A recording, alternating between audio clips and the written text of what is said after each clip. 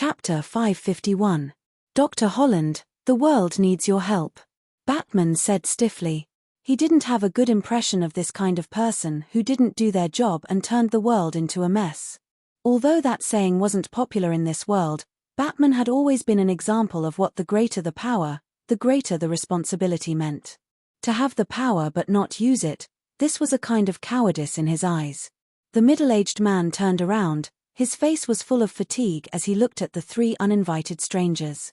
He didn't know Zatanna, the swamp monster, and his own memories weren't completely integrated, plus he had been hiding from the world for 2 years after he recovered. He hadn't seen Thea either. The only person he knew was the famous Batman. "I knew you would come to me. You want the swamp monster to help, but I can't do it now. I really can't. The Green of all things has already abandoned me. They want to punish me. All the blame is my fault. I didn't want it to be like this." The middle-aged man was in pain as he spoke incoherently. It was obvious that he knew the current crisis the world was facing. His kind nature was whipping him every minute and every second. He wanted to stop all of this, but unfortunately, without the power of the swamp monster, he was just an ordinary middle-aged man. The swamp monster helped Thea purify her bloodline. It could be said that it gave her the first bit of help. Although the source was at the behest of Chengdu, Thea had always remembered this favor. She didn't want to force the other party too much. She pulled back Batman, who wanted to beat him up. "Doctor, maybe you don't remember me, but I still have to say, even if you can't turn into a swamp monster for the time being, you can still help. We need the ecological restoration reagent you developed. As long as this reagent is sprayed all over the world, it can temporarily stop the spread of the black decay. You're going to use technology to solve this problem?" Batman immediately became spirited. Technology was good, he was good at it. "It can only be called containment. I need to spend time to find the real cause. And the amount of reagent must be precisely controlled. It's not a good thing for the Green of all things to spread to the world. You don't mind if I bring the doctor to your Batcave, right?" Batman couldn't mind even if he wanted to. Thea told Dr. Holland her plan. "You also know about the darkness of decay. Who are you?" Thea didn't have time to explain to him. She brought the three of them back to the Batcave. Batman immediately asked Dr. Holland to study how to standardize the reagents. If they were to rely on the two of them to do it by hand, it would be too late. Zatanna, who had thought that there would be a magic war, was disappointed. Using technology to solve problems was not cool at all. Thea began to call the heads of state of several countries. All the large biopharmaceutical companies around the world stopped working and prepared to concentrate on producing reagents. The logistics department began to prepare the raw materials. Several rocket centers also began to prepare. As long as the production here was completed, they would pull the materials onto the rocket and launch it into the sky. Batman's reputation as a hack was well deserved. As soon as Thea finished coordinating several aspects, he settled the production process. Several major biotech companies, including Wayne Enterprises and Quinn Enterprises, immediately began manufacturing like crazy. This was a battle for ecology. They didn't have to do it together. They launched batches after batches. The green reagents began to be sprayed all over the world with the help of rockets. Superman also joined in midway. He carried several tons of reagent barrels and threw them into the disaster areas. The effect was immediate. A large number of plants grew crazily and automatically suppressed the spread of the darkness of decay. For 3 whole hours, there was no more supernatural phenomenon around the world. The world's leaders celebrated. This was not a plague, but it was worse than a plague. It was too scary. If it could infect ordinary people, it could naturally infect them too. No one wanted to become a walking corpse. While they were celebrating, the people in the Batcave were still gloomy. This was only the first step. They hadn't found the mastermind behind the scenes, and they couldn't guarantee that the reagents launched would reach a balance with the ashes of decay. How could it be possible for Batman to calculate a balance between the two without a formula or theorem? Thea also felt that it was a bit difficult for Batman to calculate blindly. She asked Dr. Holland, that tree council or something, they should know the details of the entire incident. Or they could make you become a swamp monster again. Connecting to the green of all things should also allow you to understand the development of the incident. right? The middle-aged Dr. Holland's face was still gloomy. I don't know where you heard the name Tree Council, but I have to tell you with regret. If they don't contact me, I won't be able to enter that world. You won't be able to contact it either. Thea sneered in her heart. What was so great about a few treants? Wasn't it just a subspace? These green of all things and red of all things were very similar to origins. They were most likely wild origins from billions of years ago. It was only through the erosion of time that they combined with part of Gaia's will that they finally awakened their own consciousness and became something else. Now that they had become a part of the foundation of the world, there was no longer any possibility of them being absorbed. Thea could definitely trace back to the source to find this subspace, but it would be very troublesome. She had a better way. As long as I give you some green of all things, you'll be able to communicate with that place again, right? Thea asked the middle-aged Dr. You still don't understand what I mean. They rejected me and took back my power. I really want to help, but Thea raised her hand to interrupt him. The green of all things was very impressive, but it wasn't to the point where it could be used to dominate the entire universe. Furthermore, without Butcher Jong, who wouldn't eat a pig with hair? Dr. Holland looked as if his entire family had died. He probably thought that he was the only one who could communicate with the green of all things. Thea contacted Poison Ivy. Poison Ivy, who was in Gotham, quickly arrived at the Batcave. This was her second time here. Poison Ivy still didn't dare to look at Thea, but she didn't mind. She glanced at Zatanna. The magician in fishnet stockings made her take a few more glances. Their gazes met in the air, mixed with some indescribable meaning. Doctor, look at her. She should also have the green of all things, right? Thea asked Dr. Holland with certainty. The middle-aged man's eyes widened. Of course, it wasn't because of Poison Ivy's appearance, but her essence. Although it was a little strange, Poison Ivy did have the essence of the green of all things.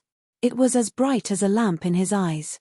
He noticed Poison Ivy's abnormality, and Poison Ivy also noticed his uniqueness. Thea, why did you ask me to come? This guy, see if you can give him a small amount of energy, Thea said, pointing at the doctor. Poison Ivy didn't know anything about the green of all things. From Thea's understanding, Dr. Holland was an official employee, and Poison Ivy was a hacker who took the access card. Now that Dr. Holland was fired by the company, he wanted to go back and apologize to his boss. However, he was rejected and refused to listen to his explanation.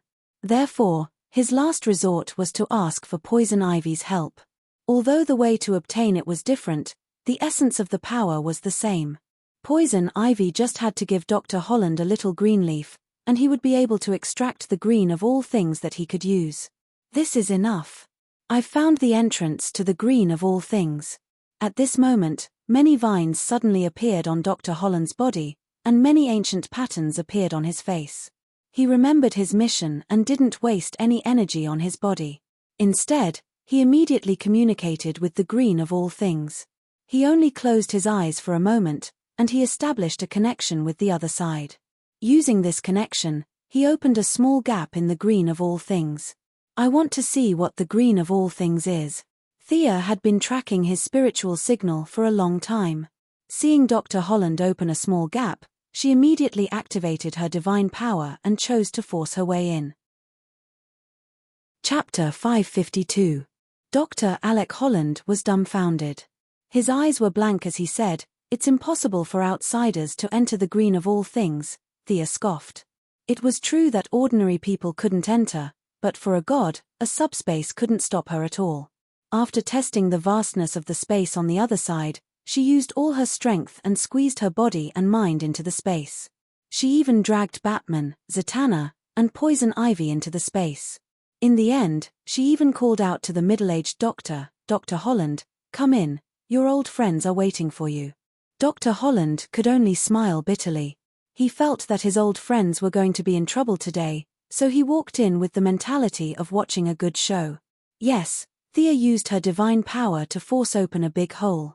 Usually, he would have to crawl in, but this time, he could walk in, entering the green world he was familiar with. Even though he had already decided not to be a swamp monster, Dr. Holland still felt the nostalgia and reluctance of the whole world.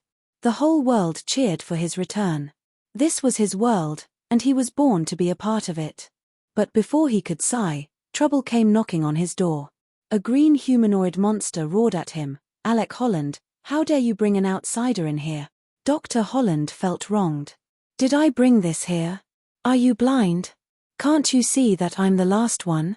He immediately looked at Thea, who was looking around. No matter how slow he was, he could still notice this woman's abnormality. Now that he had regained some of the green of all things, part of his memory of being a swamp monster was restored in Dr. Holland's mind. It was just that he didn't connect the Thea from many years ago to the present. Her appearance and temperament had changed too much. Back then, Thea's appearance was at most 80 points, but now it was 100, and that was only because the upper limit was 100. It was impossible for the two to be connected. "What is this place? It seems to be rejecting me and trying to win me over at the same time. What a strange feeling." Poison Ivy whispered to Thea. Don't worry about it. You have nothing to do with this place." This space was very vast. Even with her supervision, she couldn't see the boundary. It was more like a mirror world based on the main world. Thea looked at a few strange-looking green humanoid plants not far away. They were the previous swamp monsters. The use of the green of all creation was not without a price. Every chosen incarnation would enter this place after death and become a member of the so-called Tree Council. From Thea's point of view, this place was very similar to the seraphic space. As long as one was recognized, they would be able to obtain extraordinary power while they were still alive. The price was that they would have to come here to lie as corpses after death. Thus, Poison Ivy should continue to live happily as an unregistered resident. Her gaze, which automatically carried a hint of pity, made the tree spirits extremely unhappy. "We are very happy living in the green of all things." "What kind of gaze is that?" Thea looked back at Batman. His bat suit looked strange against the green. Batman shook his head, indicating that he didn't want to talk. "You should know about the changes in the outside world. I don't know why you are so indifferent. The Black of Decay has won. Not only will the life on Earth perish, but you will also perish," Thea said to the tree spirits. "Human, you are too young. You don't understand the mysteries of nature." The leader of the tree spirits was interrupted by the abnormality in the space before he could finish his sentence. Thea was so angry that she laughed. The mysteries of nature of ghosts. This bunch of blind fools. Her sneer was extremely soft. However, the entire space was filled with dense fog because of her sneer. The air was filled with a murderous aura. The weeds where they were standing withered, the trees collapsed and weathered. The vines were like living creatures, hiding far away. The forest that was originally full of vitality was forcefully cleared into a wasteland thousands of meters wide just because of a sneer. "You dare to attack in the green of all things." Two impatient tree spirits were furious. However, they were pulled back by the leader of the tree spirits. He asked with uncertainty, "You? Which goddess are you? We have never had any dealings with the divine realm. You don't need to know where I come from. I am trying to reason with you." Thea was extremely pleased. These tree spirits that weren't even souls. If she didn't slap them in the face, they wouldn't talk nicely. "I don't care what conflicts you had in the past. Right now, the entire world needs Alec Holland's power. The humans in the outside world released a large amount of environmental reagents. Your green of all things should benefit the most. I request that you give him power again," Thea said firmly as she pointed at Dr. Holland. As for whether he was willing or not, she didn't have the time to care. Dr. Holland and this bunch of tree spirits were like a couple in a conflict. Both sides were entangled and neither side wanted to give in. This was why the situation had developed to such an uncontrollable state. Thea was prepared to use force to suppress it. "You can talk about it later when you have the time." Both sides were a little hesitant. However, Dr. Holland was a kind person. He was worried about the situation in the outside world and took the initiative to admit his mistake. Finally, he got the permission of the green of all things back. Thea felt a little emotional as she looked at the swamp monster that had turned back into a green giant. Many years ago, she thought that it was like a celestial being. Now, it was just like that. It was similar to her initial guess. When she entered this space, she realized that this was indeed an origin. Or rather, it used to be an origin. Now that it had changed so much, it naturally couldn't help anyone ascend to godhood. However, after a long period of time, these mutated origins found a way to use their own power. That was to choose an ordinary person as an incarnation to control this power. Currently, the swamp monster looked like it had fused with a fake origin in Thea's eyes. If she wanted to forcefully define it, it could be called a fake god. From a macro perspective, it was similar to the vengeance squad that Granny Benevolent trained. It didn't have a divine position of its own. It looked bright on the outside but was actually empty. Just as the few of them were about to leave, Thea suddenly asked, "Does the green of all things know why the black of decay is expanding?" Originally, it was just a casual question and she didn't expect to get an answer. She didn't expect the other party to actually know. The old tree spirit who was the leader angrily said, "Humans are too impudent. For the past 2 months, they've been madly excavating minerals from all over the world, producing steel and iron. The living space of plants has been compressed to the extreme. The balance has been directly broken. How could the black of decay give up on this opportunity?" Oh, Thea felt that the old tree spirit's words made a lot of sense. Then, she noticed that Batman and Poison Ivy were looking at her strangely. She was a little puzzled. Why are they looking at me? Her thoughts quickly collided with each other. From the old tree spirit's words about steel and iron, she analyzed the closest answer.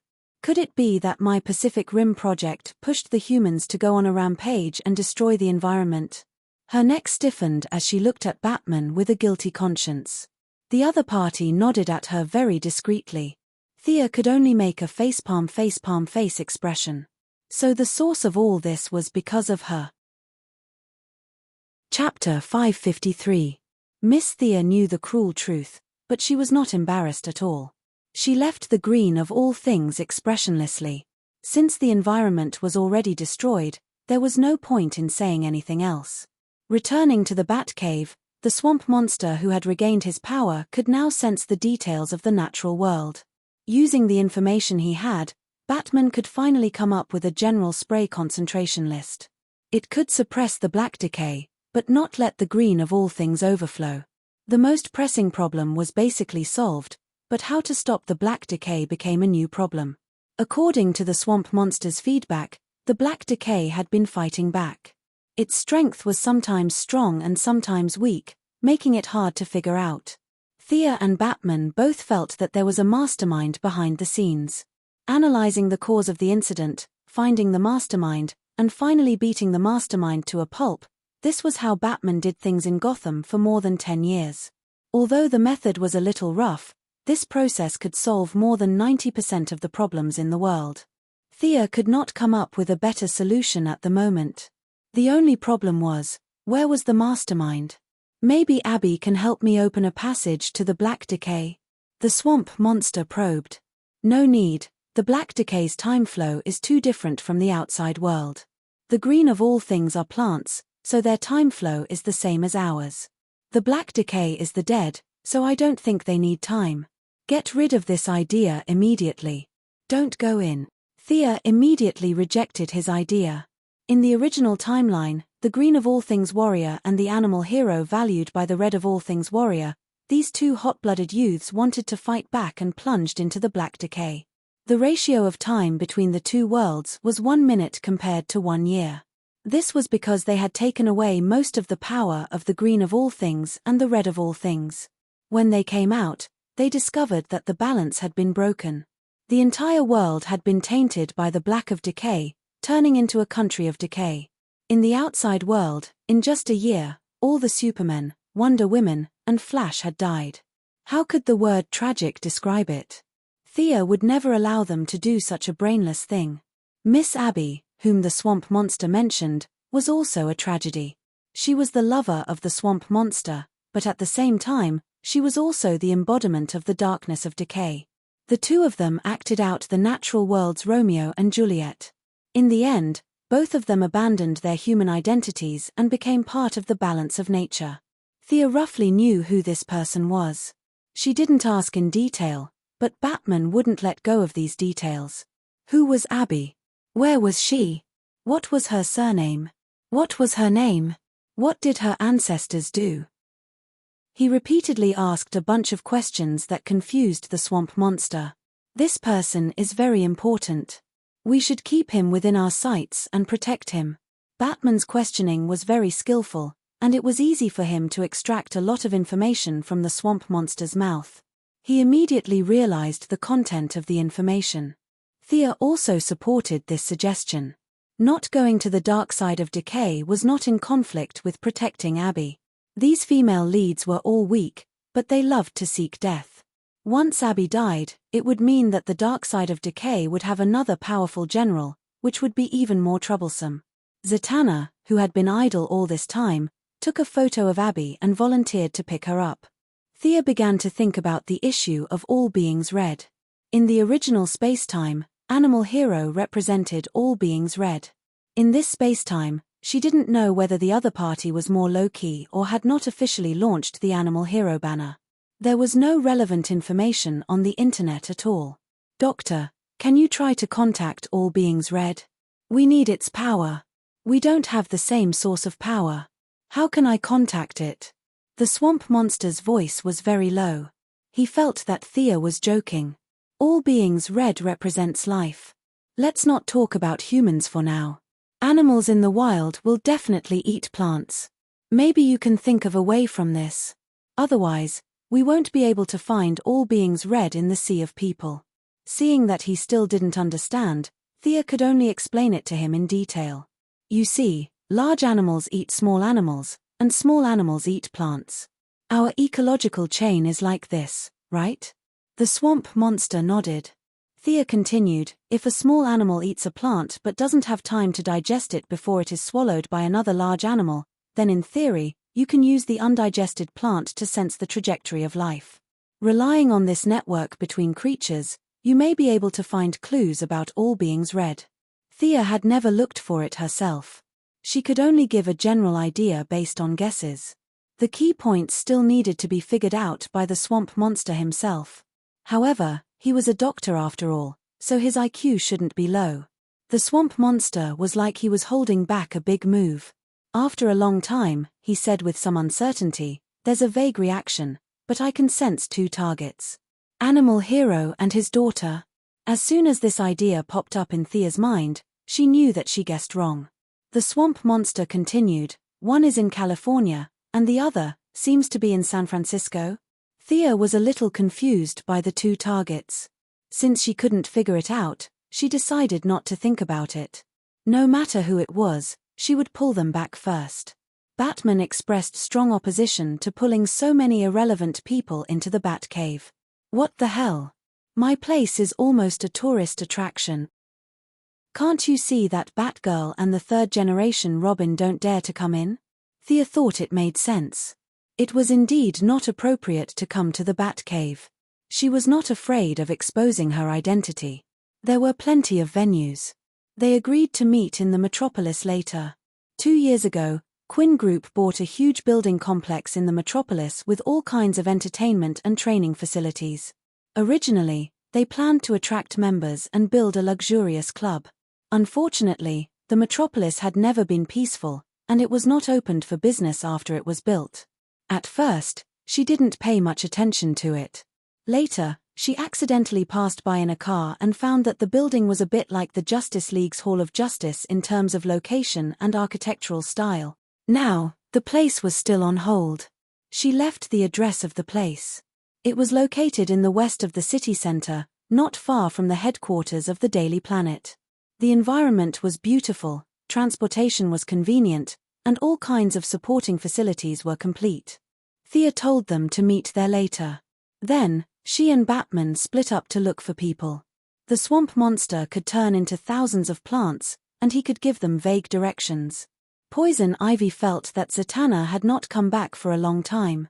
She told the two of them, put on the yellow light ring, and went to help. Thea went to San Francisco, and Batman flew the Batplane to California. The swamp monster's senses were very vague. It was a bit difficult to find someone in a modern city. Thea did not completely rely on him. The artificial intelligence kept searching for animal-related anomalies in San Francisco during this period. Unfortunately, nothing was found.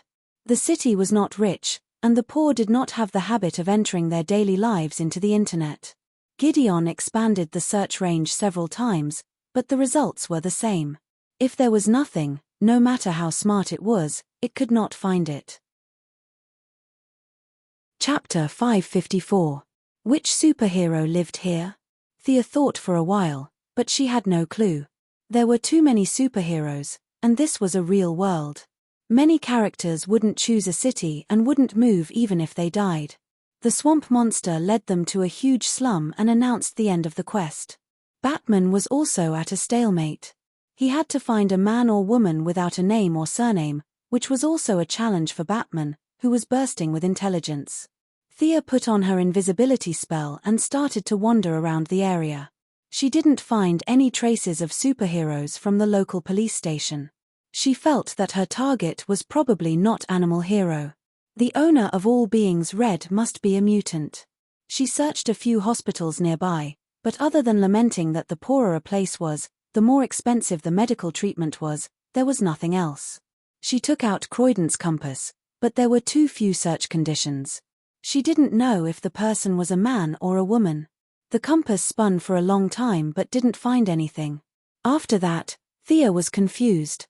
Who am I looking for? Where should I go? She wandered around the area with a head full of philosophical questions. Fortunately, Gideon's search ability was good. There was no information from the police station or the hospital. Finally, it found a clue on a forum. Rare tropical disease, unknown serum. It's this guy. Thea was a little excited. Gideon found a picture of a handsome little boy, but his face was green and looked a little out of place. Thea knew this guy. Wasn't this the backbone of the young Titans, Beast Boy? It was just that this guy was a few years younger than she remembered him to be. This guy was really easy to find, Gideon. I was the one who found him. He didn't go to a big hospital for treatment when he was sick. Instead, he trusted the free treatment from a medical institution and was injected with an even more messy serum. In the end, he turned green and escaped from the laboratory.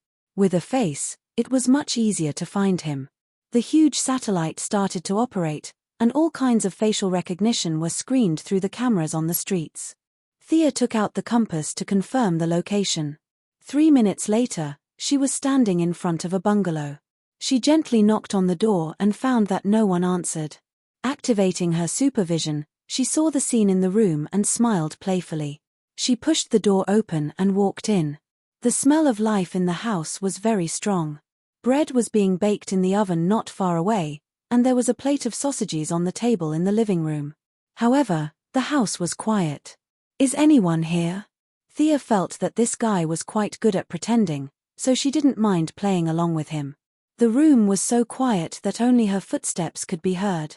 Come out, Gar Logan. I mean you no harm. World peace needs you. Little frog, I'm talking about you. Am I right? Beast Boy had the ability to transform into animals at will. Thea made a few turns in the small house and found his hiding place. This guy turned into a frog and hid in the pile of clothes. Unfortunately, under Thea's supervision, it was useless. When Milady saw his transformation ability, she could not help but click her tongue in amazement. Perhaps it was because of his young age, the animal he transformed into also had a bit of a childish look. Compared to this, Thea felt that the frog this guy transformed into looked quite cute. The girl and the frog stared at each other for a few seconds. Thea smiled like a flower and reached out a jade-white finger to press the frog's head. Frogs in the natural world were not so clean. It was obvious that they were fake. This guy was still very inexperienced. Beast Boy seemed to want to fool her. To show that he was ordinary, he croaked 2 more times. Thea felt that it was getting more and more fun. She kept pressing the frog's head with her finger. He raised his head and Thea pressed it again. She was having fun. Beast Boy was a little angry at being teased. He didn't care about his disguise anymore. With a whoosh, he transformed into a gorilla. He seemed to be roaring fiercely at this woman who had come into his house for no reason. Wow! Thea's eyes lit up instantly. Unlike Jared, who was a big and black gorilla, Beast Boy's transformation suited her taste very well. The key was that he was relatively clean and his green hair was very soft. Thea quickly took out her phone and took a selfie with herself and the little gorilla. Beast Boy was slightly stunned by the flash of the phone. After he understood what was going on, he was even more furious. He jumped up and wanted to slap Thea's face. Thea didn't take him seriously at all. She pressed him back with one hand and took 2 more pictures. If Beast Boy had some fighting experience in a few years, he would find that the opponent's strength was far beyond his limit. In other words, he should run away. But at this time, he was not mature enough. He was still at the age of a teenager. He had to fight even if he couldn't win. Thinking that the gorilla couldn't do anything to Thea, he transformed into a kangaroo, a rhinoceros, a hippo, and a wolf. However, the result was that he was suppressed by Thea. He felt that his appearance was very fierce, but in Thea's eyes, he was a little kangaroo, a little rhinoceros, a little hippo, and a little wolf. A silly and cute temperament went straight to the sky. Thea herself liked small animals very much. She had a good relationship with the Sea King's little friend, Yavala, and the other party gave her a lot of small animals. She raised a lot of tigers and lions in the old house in Star City and the villa in the metropolis. Diana's comment about this was the nature of a rich lady in a big city. In short, she was idle. In the eyes of the Amazon, animals were enemies no matter how big or small they were. She was glad at this time. Fortunately, she came to San Francisco. Fortunately, she met the younger Beast Boy. When this guy got older, the animals he transformed into would also become bigger. At that time, there would be nothing cute about him. In order to keep this beautiful moment, she kept teasing the Beast Boy. When she encountered those particularly cute and human-like expressions, she would capture them and keep them for later appreciation. For example, at this time, the boy turned into a bear. Of course, for Thea, it was more like a little bear. The Beast Boy, who was about to overflow with anger, stretched out 2 stubby forearms and tried to scare Thea. So cute. Thea immediately ran behind him, pressed his 2 front paws, and put her chin on his head. She controlled the phone with the hand of magic and took several photos crazily. Looking at the phone in the air, the Beast Boy finally recovered most of his rationality.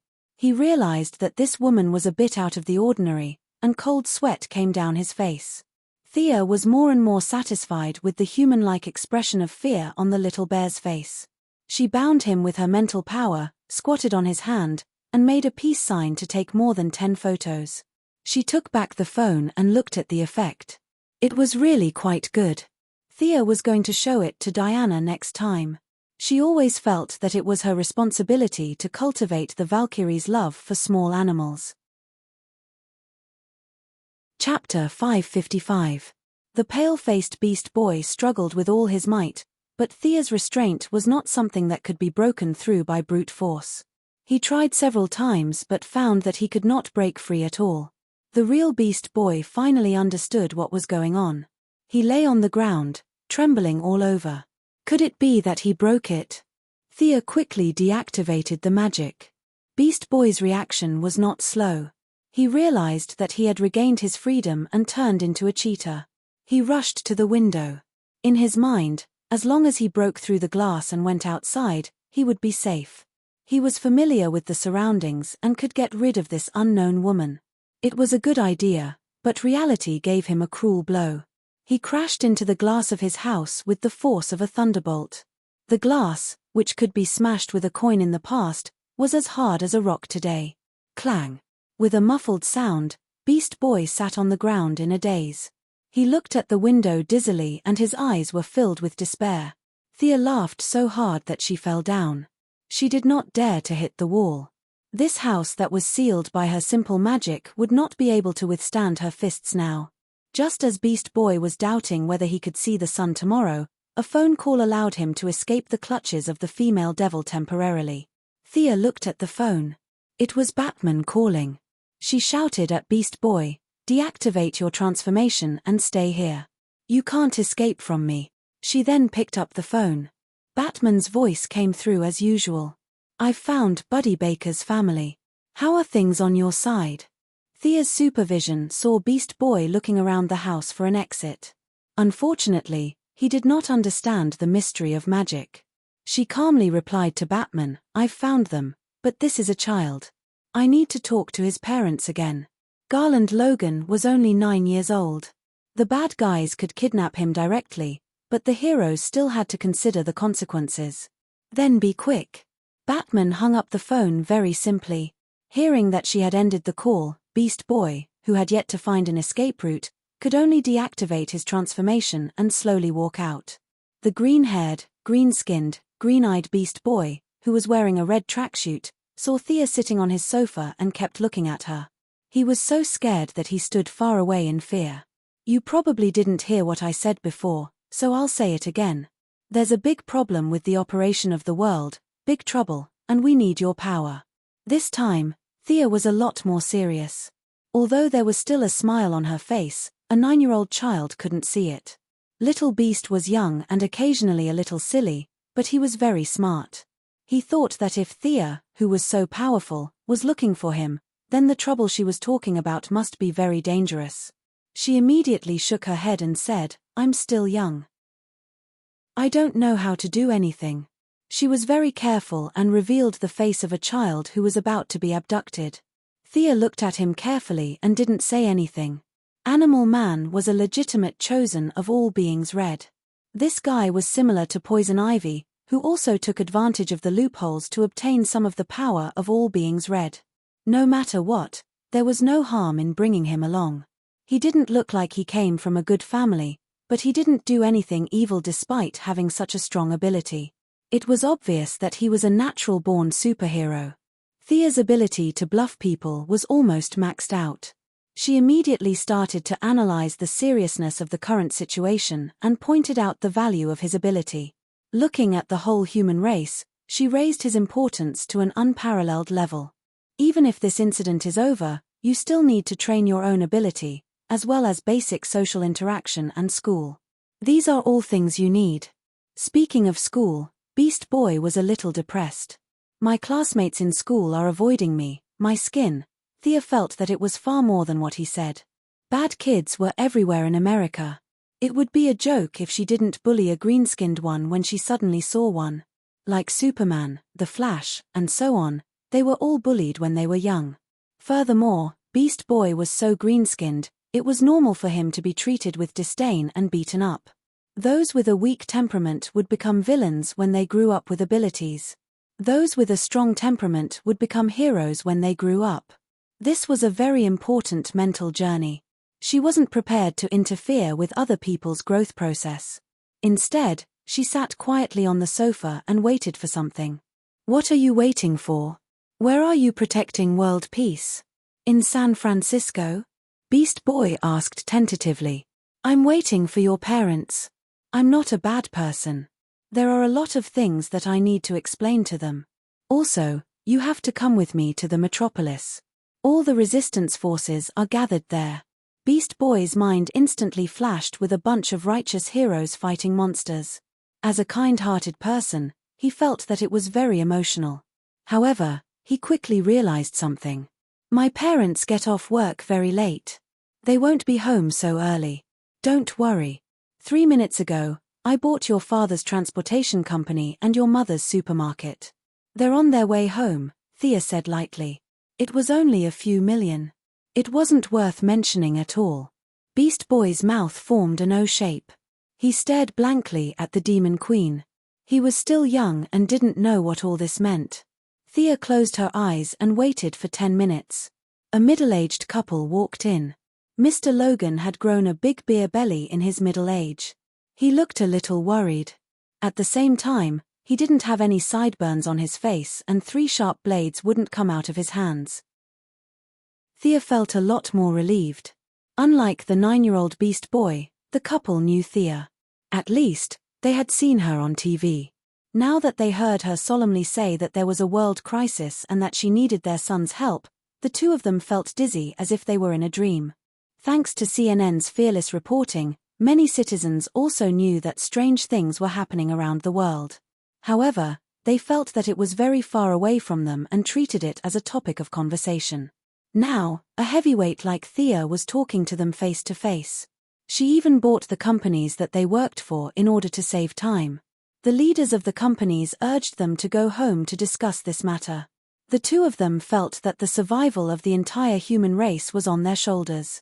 Beast Boy's sense of justice was inseparable from his parents.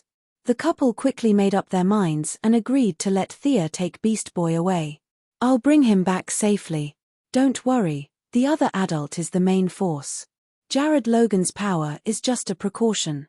Thea comforted the two middle-aged men.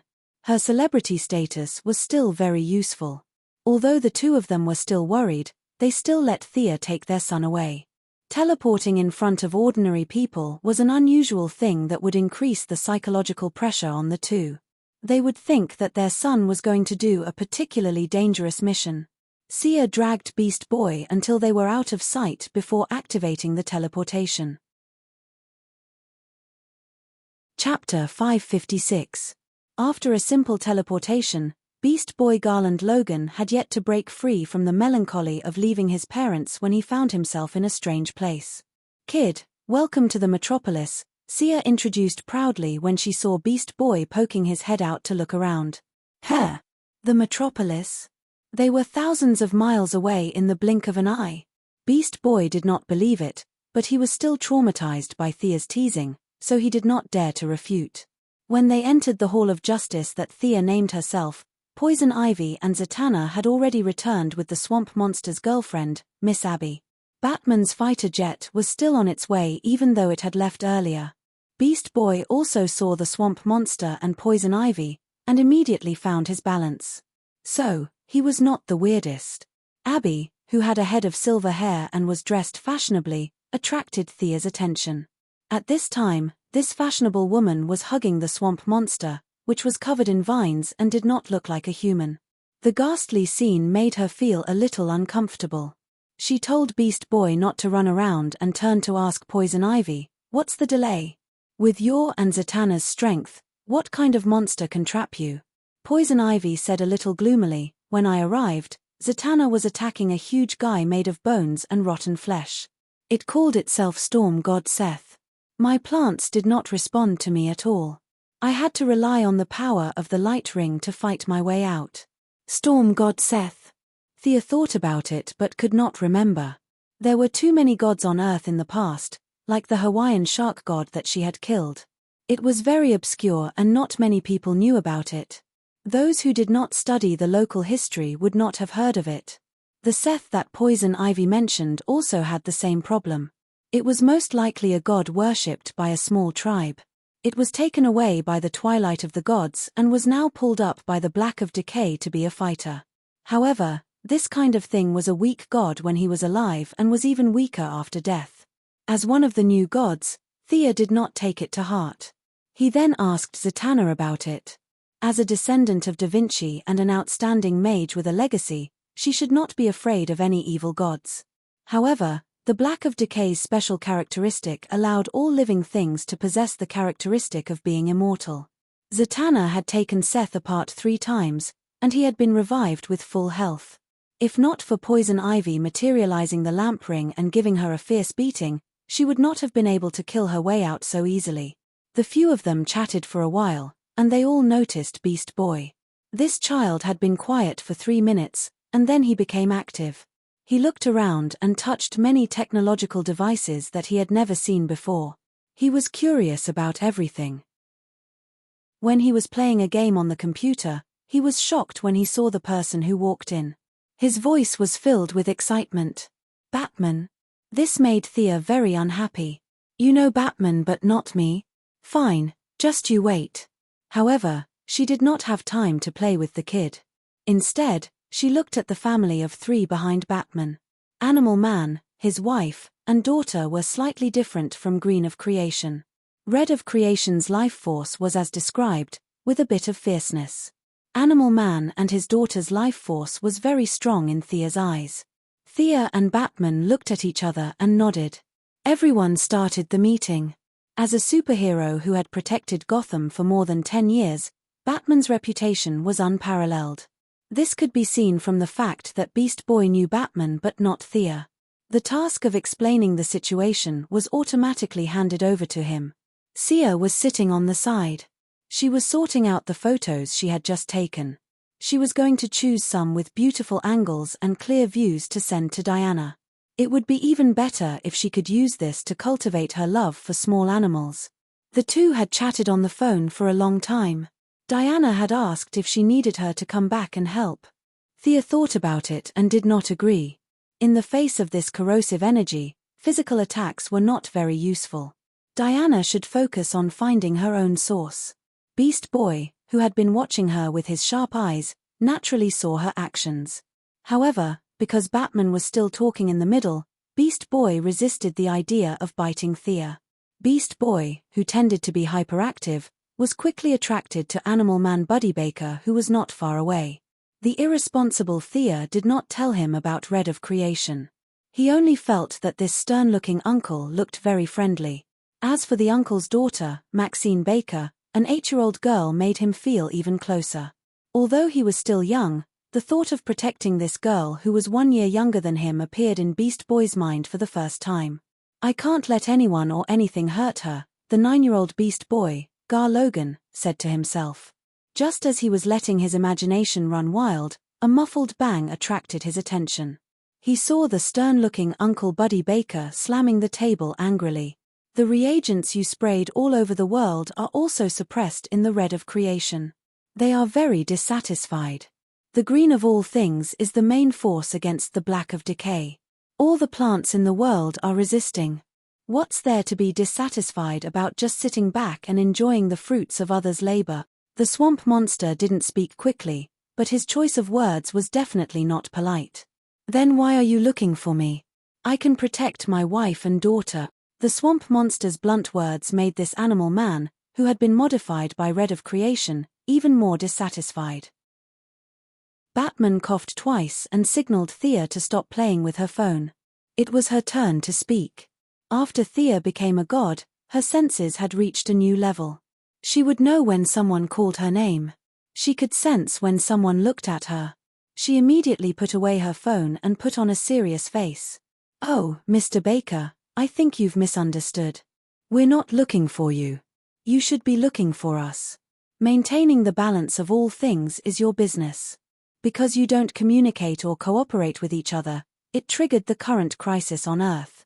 If it weren't for the fact that we have no other choice, superheroes wouldn't want to interfere with these things. We're heroes who ensure the normal and orderly development of human civilization. We're not plants or animals." It felt very good to criticize others from the moral high ground. No matter how dissatisfied Animal Man was, he could not think of anything to say. He could only change the topic and point his gun at Miss Abby, who was sitting next to the swamp monster. "If I'm not mistaken, this woman is the incarnation of the Black of Decay, right? What's the purpose of you calling her here? She's our enemy."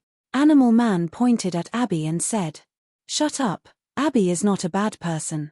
She has never hurt anyone." Abby lowered her head and did not speak. The swamp monster next to her was angry and loudly retorted Animal Man. The two were at loggerheads, and the smell of gunpowder was growing visibly. Chapter 557. The green color on the swamp monster's body became more intense, and the vines on its arms began to move agilely, like poisonous snakes waiting for the opportunity to bite the enemy. Animal Man was not to be outdone. His body had gathered the strength of all the animals in the world, such as the strength of a Tyrannosaurus rex, the smell of a moth, the agility of a cheetah, the self-healing ability of a worm, and many other abilities. He looked at the swamp monster fearlessly. Seeing that her boyfriend was going to stand up for her, Abby, who had an equally strong personality, was still unable to use the power of the Black Decay. However, this did not stop her from taking out a pistol from behind her and pointing it at Animal Man. How vexing. That was the only thought Sia had at that moment. Batman didn't like superhumans. Sometimes, it had to be said that his point of view was very correct. The saying that a person's temperament was like a raging fire that could be ignited at the slightest provocation was used to describe this group of people who had suddenly obtained beyonder powers. The people in front of her were heroes of justice or people with high moral standards. If they were all like this, it was understandable that ordinary people with average temperament would become villains after a little stimulation. Two fake gods. Thea knew their level at a glance.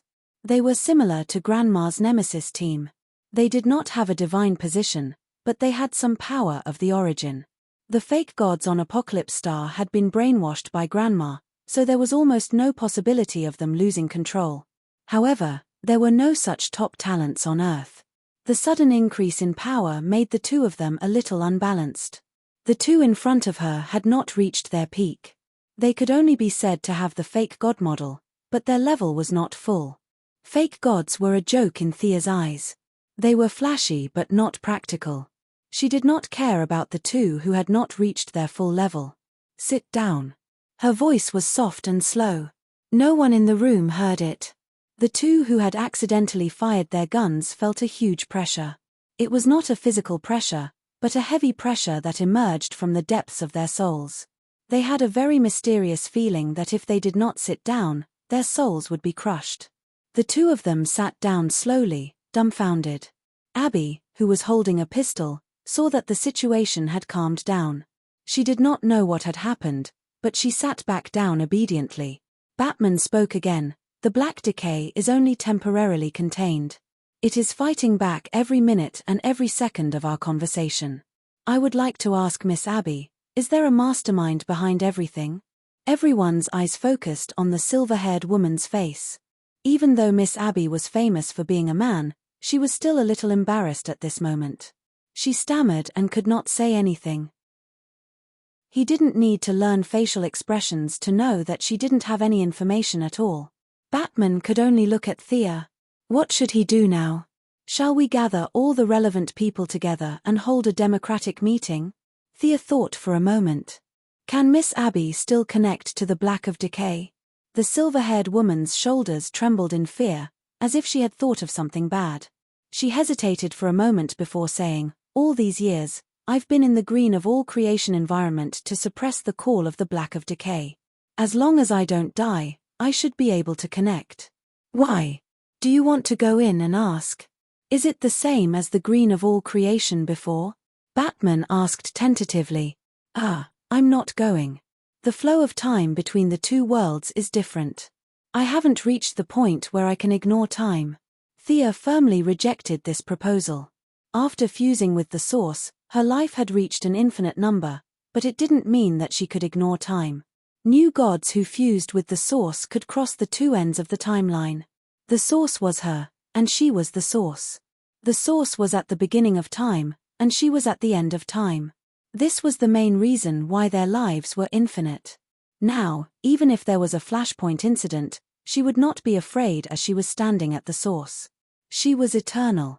All the people who were directly related to her would not be easily rewritten.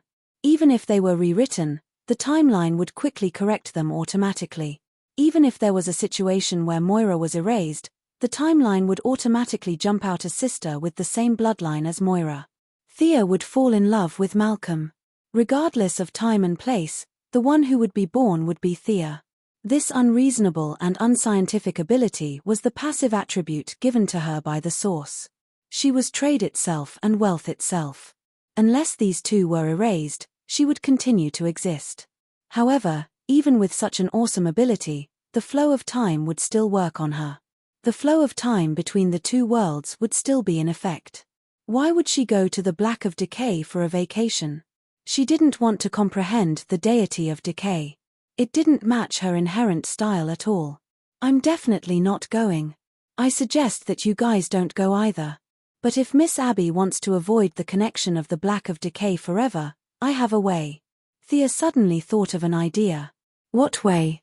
Whether it was the swamp monster or Abby, the two of them looked at her attentively. Divide a part of your soul and cut off the part related to the black of decay. Make a new person to inherit the black of decay in your place, but the price is that you'll be just an ordinary person from then on. In fact, making a clone was the easiest thing to do. It was just that Batman was right beside her, so it was really inconvenient to do it. Taking a step back, it was not impossible to solve it with magic, but it was more troublesome. There was such a thing. Abby and the swamp monster were skeptical. For them, being an ordinary person was a blessing. Being a monster was not their intention at all. Great, what do you need me to do? Whether it was Sia's identity as a superhero or the title of a modern biomedical giant, she was very convincing. It had always been her dream to be able to get rid of the implications of her bloodline and become an ordinary person. Abby said happily, First of all, your blood is an important sign of the black of decay. I need to extract a lot of your blood. As for the body, I can use magic to make one. The body is not important. Your soul and blood are the foundation. When this substitute enters the black of decay, it can perform duties on your behalf. At that time, you can also use the connection between souls to ask what happened in the black of decay. Thea remembered that the mastermind behind the big incident in the country of decay was Abby's uncle. He was similar to Animal Boy and Poison Ivy. He also used a loophole to obtain part of the power of the black of decay. In the end, he was too powerful and affected the balance of the whole world. But now, it was not clear whether this person was behind the incident several years ago. According to the official records, this person had been dead for many years. Thea wanted to confirm the mastermind behind the incident first, then follow the clues to find the criminal. In order to win their trust, Thea created something out of thin air. She said it was magic, but in fact, she mixed it with divine power. Zatanna, who originally thought that she was exaggerating, was stunned. As she chanted the spell, it did not take long for her to create a guy that looked a lot like the little black man in Conan. Chapter 558. What the hell is this thing? Miss Abby stared at the pitch-black thing. Is this my avatar? Are you kidding me? This thing looks like it has been splashed with ink. It's so black that you can't see its face if you close your eyes and mouth. This thing looks weird. Beast Boy glanced at the indescribable part of the black guy. It doesn't even have any indescribable parts. How can this thing be used as a human? It's just a substitute. It has no brain. Don't look at me. This guy doesn't have an organ called a brain. There's no heart, no spleen, no kidney, no blood circulation system, and no hematopoietic function. In fact, Miss Abby, your blood is just a pass to me. The kingdom of decay doesn't need blood. The key is your soul. Thea looked at them surrounding her for 3 minutes. Even Batman and Zatanna looked at her curiously for a long time.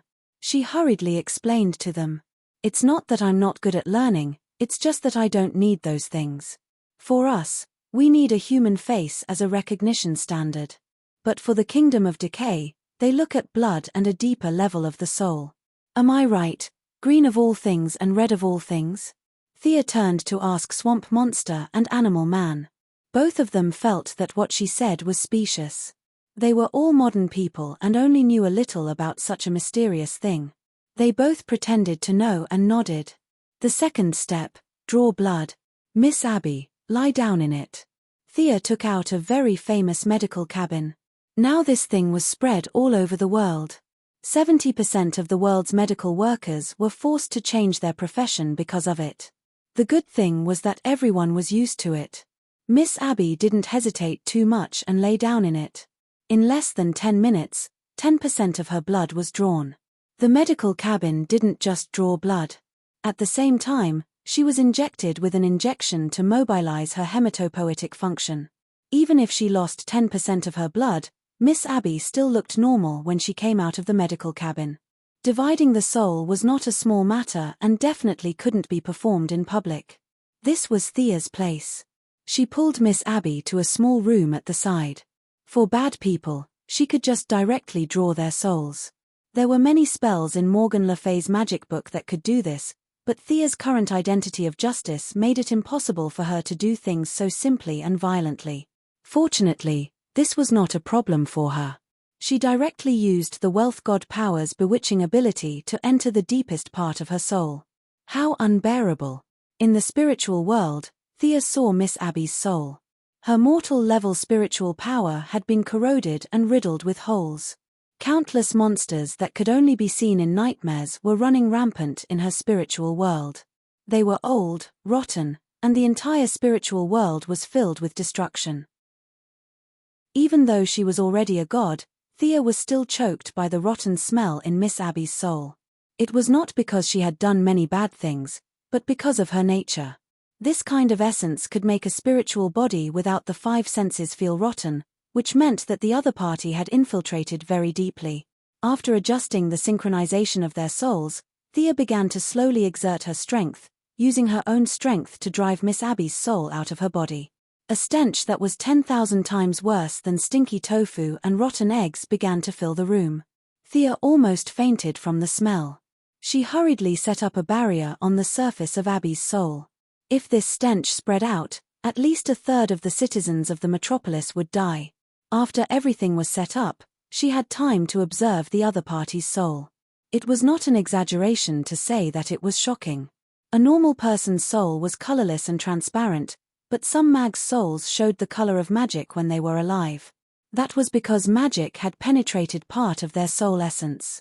In front of her, Miss Abby's soul was turbid, like mud, or like some kind of expired product after being exposed to the sun. The only good news was that her head was still clear, so the cutting plan would not be abandoned halfway. If she directly used the holy sword, Thea was afraid that she would purify the other party. The father's dagger was also not a good idea. Miss Abby's current posture was more evil than a kind grandmother. The father's fire of justice would burn her to death in seconds. Thea could only use the slowest way to deal with it. Divine power could be used anywhere, so naturally, it could also be used for cutting. She could just cut off whatever she did not like. Even if she was done, this person could not be kept, because her soul would be cut into pieces. Even if the father came, he would not be able to put it back, and it was better to let it go. Letting it go was the best way. It was absolutely correct to say that mags were a group of people who were good at courting death. Thea had such a soul simulation spell in her hands, which was inspired by the mags of modern times from the tower spirit of the Mage Tower. They would place a simulated soul in their house to do some auxiliary work for their apprentices. This spell had nothing to do with fighting, but it was very suitable to be used here. Thea created a huge soul outside Miss Abby's body so that it could be used to carry the decayed souls. After the two sides were connected, it could be seen that the decayed part was trying to infect the new soul. Thea no longer hesitated and began to use her divine power to force the decayed souls to move away. Unable to connect to the decaying black, the impurities in Miss Abby's soul were like rootless water. Naturally, they could not compare to Thea, who was full of divine power. They began to unconsciously move towards the new soul. Thea swept the soul 3 times, and finally forced all the impurities back into the new soul. The new soul, which was originally like a water ball, began to develop into an irregular shape due to the excessive filth. After receiving nourishment from the new soul, the impurities began to clamor again. Countless voices in the soul were shouting, as long as they were left alone, they would soon be able to attack the original body. Gathering 10% of her divine power, Thea made a light stroke at the connection between the two sides, and then pushed Miss Abby's soul back into the body. She began to focus on fixing this mass of impurities. "I'm so dizzy. This is what's in my body." In less than 3 minutes, Miss Abby woke up. The heavy burden that she had been carrying for many years was finally released. Although her head was still a little dizzy, her spirit was very good. She looked around in a daze, and only then did she see the dirty mass that Thea was fiddling with. It was terrifying and had a sense of disgust towards the living. Based on her intuition, she knew that it was her, or rather, it used to be a part of her. "I can't believe that I have such an evil nature." Miss Abby covered her mouth in shock. As if she was afraid that the mass of impurities would find her again, she moved back a few steps with her hands and feet. Thea did not want to popularize the idea that white was not justice, and black was not evil. For someone like her who only wanted to be a normal person, a black and white worldview was most suitable for them. There was nothing wrong with something simpler. Chapter 559. Miss Abby, Please bring me the dummy I made before, and the blood in the medical pod. The extraction code is H6E5. Thea could actually summon it with a spell, but she thought that if she gave the young lady something to do, she might stop overthinking things. Miss Abby saw that the separated monster was becoming more and more ferocious. She did not dare to stay any longer and hurriedly ran out. When she saw the little black man still standing in the same place, she thought too much. Is my true nature a black man? A black body with a black soul? When she thought of the unknown object Thea was fiddling with, she was even more certain of this. Thinking that the thing had been in her body for many years, she had the urge to take a bath immediately. However, she also knew that now was not the time to answer the question of the swamp monster and the others. She took out a 500 milliliter storage tank from the medical pod and ran back with the little black man on her back. She only had one thought in her mind, and that was to end everything quickly and let her be an ordinary person. You're quite fast. Thea saw that her face was pale and thought that her soul was seriously damaged. She comforted her with a few words and began the last step of the process. She forced the decaying soul that was about to turn into a monster into the little black man's body. The little black man's originally well-proportioned body expanded visibly until it was 3 meters tall and more than 2 meters wide. Its originally sexless body became even more ferocious and ugly. The decaying soul caused the little black man to crawl instead of walking upright. An arm grew out from each side of his ribs. The head that was originally so black that no one could see a person split open from the middle. A head full of sharp teeth roared at the two of them, showing off its might. Thea did not spoil it and directly poured Miss Abby's blood into its big mouth. Anyway, there was no blood circulation system, so it did not matter where it went. After that, it was time for the main event. Thea began to manually adjust the flow of time around the monster. It would take time to find the entrance to the darkness of decay. This monster was about to go berserk at any moment, so it was necessary to calm it down first. After setting up a time barrier with a ratio of 100:1, the monster was knocked out. When it woke up, it would have entered the darkness of decay. How is it, Miss Abby? Can you still communicate with this guy? Thea pointed at the monster and asked. Miss Abby sensed it carefully. The connection is very slight, almost indistinct. Thea nodded. This was in line with her expected goal. Miss Abby was destined to be the spokesperson of the dark decay.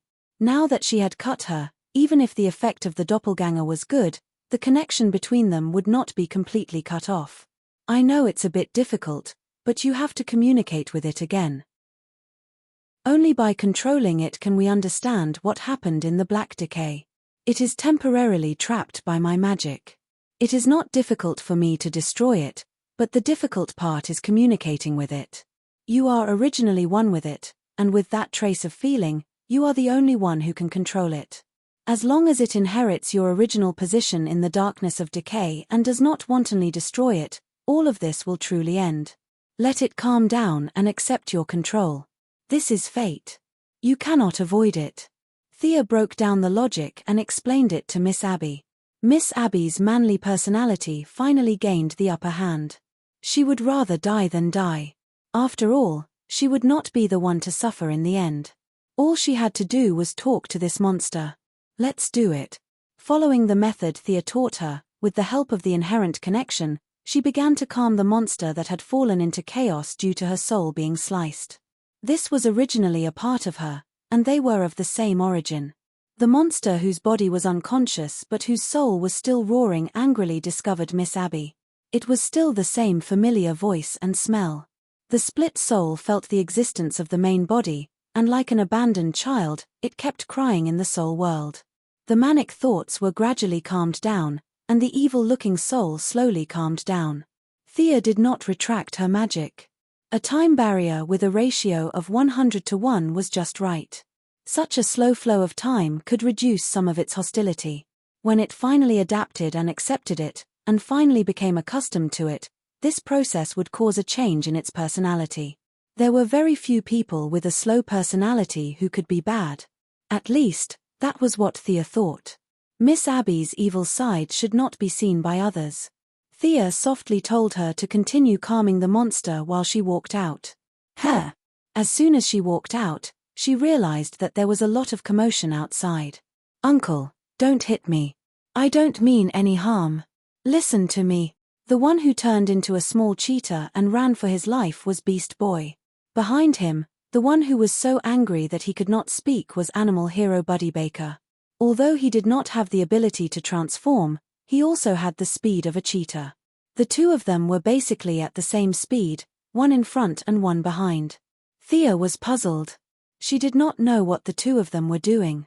Fortunately, this was her territory. She pulled up the surveillance camera and looked at it. When she saw it, she almost burst out laughing. It turned out that after she took Miss Abby away, a few adults gathered in 2s and 3s to chat. The only two children present, the 9-year-old Beast Boy and Animal Hero's daughter, the 8-year-old Maxine Baker, were together. There was a slight difference between them and the swamp monsters. In fact, Beings Red was really interested in Maxine Baker.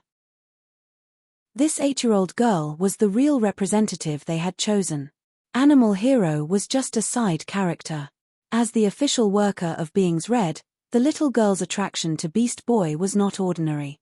Beast Boy, who was originally very funny, used all his tricks to make the little girl happy. Thea's previous training seemed to have opened a door for him, and he mastered the essence of picking up girls without a teacher. This guy turned into all kinds of small animals to tease Maxine. The transformation of a tiger cub and a lion cub, the petite figure, the comical movements, and the human-like expression made the little girl, who was very friendly with animals, laugh. When Animal Hero heard the laughter and turned to look at his daughter, he saw Beast Boy turn into a small elephant and perform a squirting performance. "How dare you flirt with my daughter in front of me?" Animal Hero was furious. What followed was the chase that Thea saw when she came in. Animal Hero's pursuit of Beast Boy seemed fierce, but in fact, it was not dangerous at all. Buddy Baker was a superhero and an adult. How could he make things difficult for a child? At most, it was just a matter of beating him up. No one took it seriously. When Batman saw Thea walk to his side, he said slowly, "This place is not bad.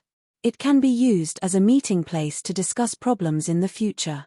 "Ha, you're afraid that everyone will go to the Batcave, so you're quickly looking for a replacement, right?"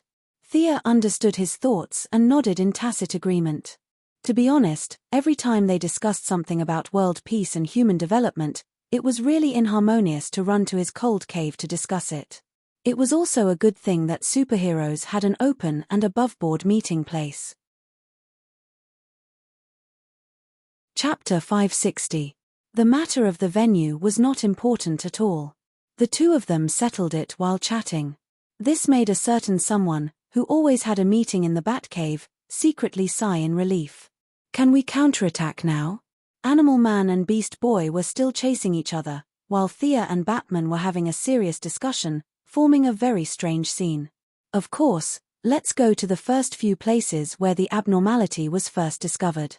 If my guess is correct, the black decay should be the tentacles that extend from those places.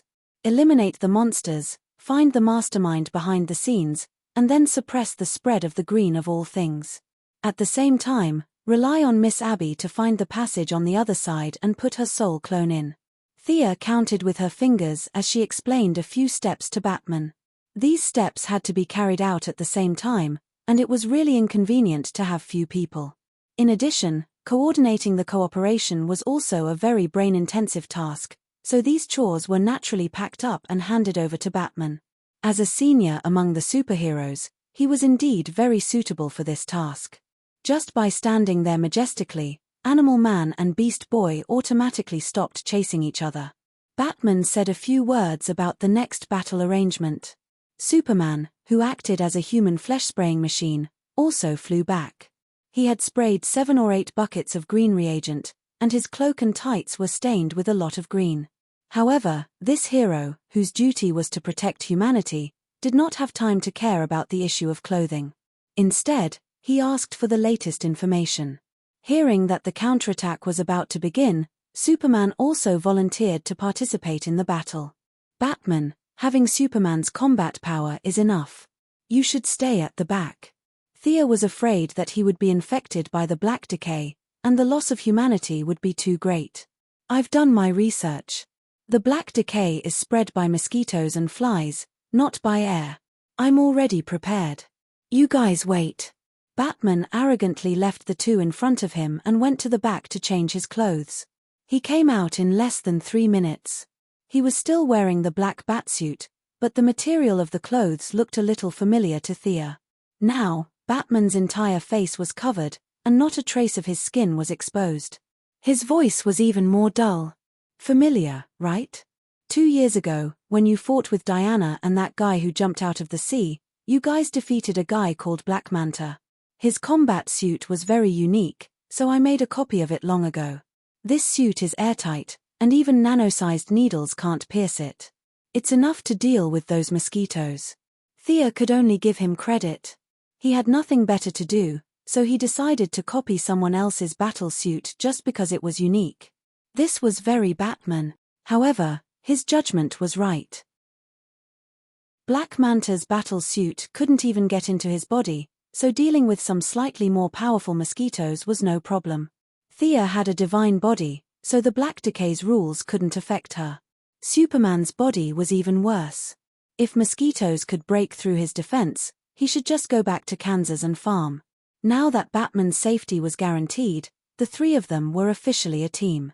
The Swamp Monster and Animal Man also had their own immune systems, so they could follow. However, they didn't know that they had changed from the original protagonist to a supporting role. The rest of the group wasn't suitable to follow. Poison Ivy didn't have the complete green of all things ability, so the Black Decay could still work on her body. Zatanna's magic was extraordinary, but unfortunately, her body was still that of an ordinary person, so she didn't have a strong defense. As for Animal Man and the others, they didn't mention it at all. No matter how bad they were, they wouldn't let a 9-year-old child take the lead. Boy, I'm telling you, protect my daughter. If she loses a single strand of hair, I'll kill you. Animal Man changed into his battle suit and threatened Animal Man. Thea looked at Animal Man's frightened face and wanted to laugh. She resisted the urge to interrupt their affectionate farewell and introduced them to the others who were going with them. Everyone, let's go to Wyoming first. The mosquitoes and flies there are mutating too quickly, and the government can't suppress them anymore. They nodded immediately, and Thea directly teleported the 4 of them to Wyoming. The actual situation here was far worse than imagined. The government, military, and civil groups were all trying to kill the mosquitoes and flies everywhere. Unfortunately, the mutated mosquitoes and flies seemed to be endless. Everyone tried everything to stop them, but it didn't work.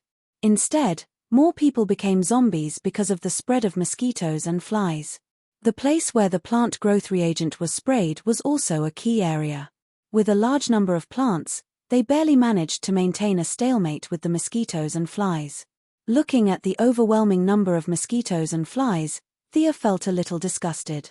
After thinking about it, she really didn't have any good spells to deal with these things. No matter if it was an ancient sorcerer or a modern sorcerer, no one would be so bored as to develop a spell to kill mosquitoes and flies. I'll leave it to you guys. Thea felt that she was responsible for coming up with ideas and ideas. She was just a part-time driver. Such a dirty job should be left to the strong guys. They didn't waste any time and began to kill the mosquitoes. Batman directly threw out a device similar to a mosquito lamp, which emitted a blue fluorescent light to attract the mosquitoes and flies. Superman relied on the combination of his supervision and super hearing to sweep a large area with heat rays.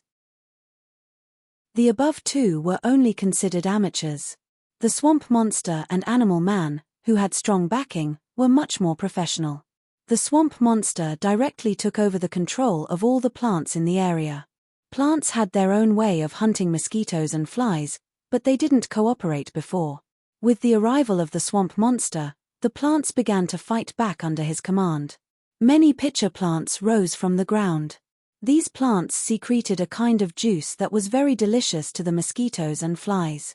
The next step was to close the door and beat the dogs until they were slowly digested. The first to be hunted was the Venus flytrap. This kind of carnivorous plant in nature had exceptionally enchanting and beautiful leaves. Under the urging of the green of all things, The fresh and delicious leaves attracted mosquitoes and flies to rush up one after another. However, the result was that they were all digested into a pool of pus without exception. The remaining plants that secreted venom, produced paralyzing gas, and produced hallucinogenic gas could be seen everywhere. Animal Man was a little weaker. The green of all things here was too strong. He couldn't use his strength. Plus, he was only a temporary worker in the red of all things, so the damage he caused was far less than the swamp monster. However, he didn't just stand aside in a daze. Instead, he used his ability to communicate with animals to call over many frogs, geckos, and dragonflies to help kill the mosquitoes and flies. With the efforts of the four heroes and Thea occasionally throwing out fireballs, the area controlled by the mosquitoes and flies gradually began to shrink towards the central area. The tragic situation on the ground was slowly revealed as the mosquitoes and flies retreated. Humans and animals with stiff limbs and bodies full of diseased tissues slowly walked out of the towns covered in blood, from the empty and dead wilderness, and from the private cars that had collapsed by the roadside. Chapter 561. Can these people still be saved? Superman couldn't help but ask Thea. They've been dead for a long time. Thea took a look. These people had already died the moment they were bitten by mosquitoes and flies. What they were fighting against was not some kind of germ, but the black decay. This was something that mutated from the source. Even if it was just a tiny bit, it was not something that ordinary people could withstand. The superheroes had a principle of not killing. Although these people were dead, they still couldn't bear to do it. Thea didn't care, but she felt that the scene was a little heavy and was afraid of dirtying her hands. 2 phone calls connected to the White House and the Pentagon. Thea, who was not afraid of exposing her identity, obtained the highest command of the entire Wyoming Army.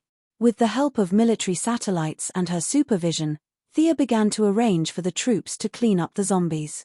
All the frontline troops were equipped with thermal imaging. Many mosquitoes and flies had the habit of hiding in the zombies' bodies.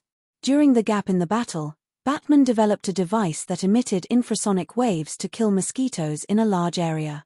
With the help of local production equipment, he made 5 of them in one go and equipped the troops to kill mosquitoes. The heroes cleared the mosquitoes and flies in the air and on the ground. Under the powerful command of the army, they slowly and vigorously recovered the city. The entire Wyoming was severely damaged. A conservative estimate estimated that at least 100,000 of the 500,000 residents had died. The economic losses were immeasurable. The famous scenic spot, Yellowstone National Park, was even more devastated. Several canyons and waterfalls were occupied by various rotten animals. The hot springs, geysers, hot pools, and blowhole were all filled with blood and all kinds of unknown black mud. Thea felt that it was a pity when she saw this scene. Yellowstone's scenery was not bad. It was one of the few American scenic spots that Diana liked. The young lady felt a little regretful that there was one less dating place. The heroes had a simple discussion and all felt that they should completely eliminate mosquitoes and flies. One had to know that even a mosquito that escaped could cause heavy damage to human society. Superman memorized the sounds of mosquitoes and flies and began to use his super hearing to find the ones that had escaped the net. Thea was also inspired by Batman's infrasonic wave attack. She directly threw out 2 low-pitched versions of the Banshee's howl, acting out what it meant to use a cannon to kill mosquitoes. She could be considered the first person to use such a high-level spell to deal with mosquitoes. The 5 of them continued to sweep the perimeter, while the ground troops steadily pushed forward. Finally, after confirming that they had not missed anything, they headed towards the source of the incident, a county town called Canberra. This small city of more than 10,000 square kilometers, with a population of more than 30,000 people, and named after the first governor of Wyoming, had become a heavily deserted ruin. Thea called for the ground troops to stop. They were no longer able to participate in the matters below. A force of death hovered above the city, accompanied by a faint fluctuation of divine power. From the initial discovery of the mosquitoes and flies to the current counterattack, it was not difficult to turn a city into an empty one in less than half a day. The difficult part was the destruction of the landscape. Yellow sand billowed in front of them, waves of heat wreaked havoc, and the wind carried with it a dry and dead air. People would believe it if they said this was the Middle East. Who would have thought that half a day ago, this place was the intersection of the Rocky Mountains and the Great Plains of Wyoming? After all, Wyoming was the Native American word for valley. There was a desert between the mountains and the valleys. As long as the ancient Native Americans were not blind, they would not have come up with such a name. Then, only the gods had the means to turn the sea into a mulberry field and a city into a desert in half a day.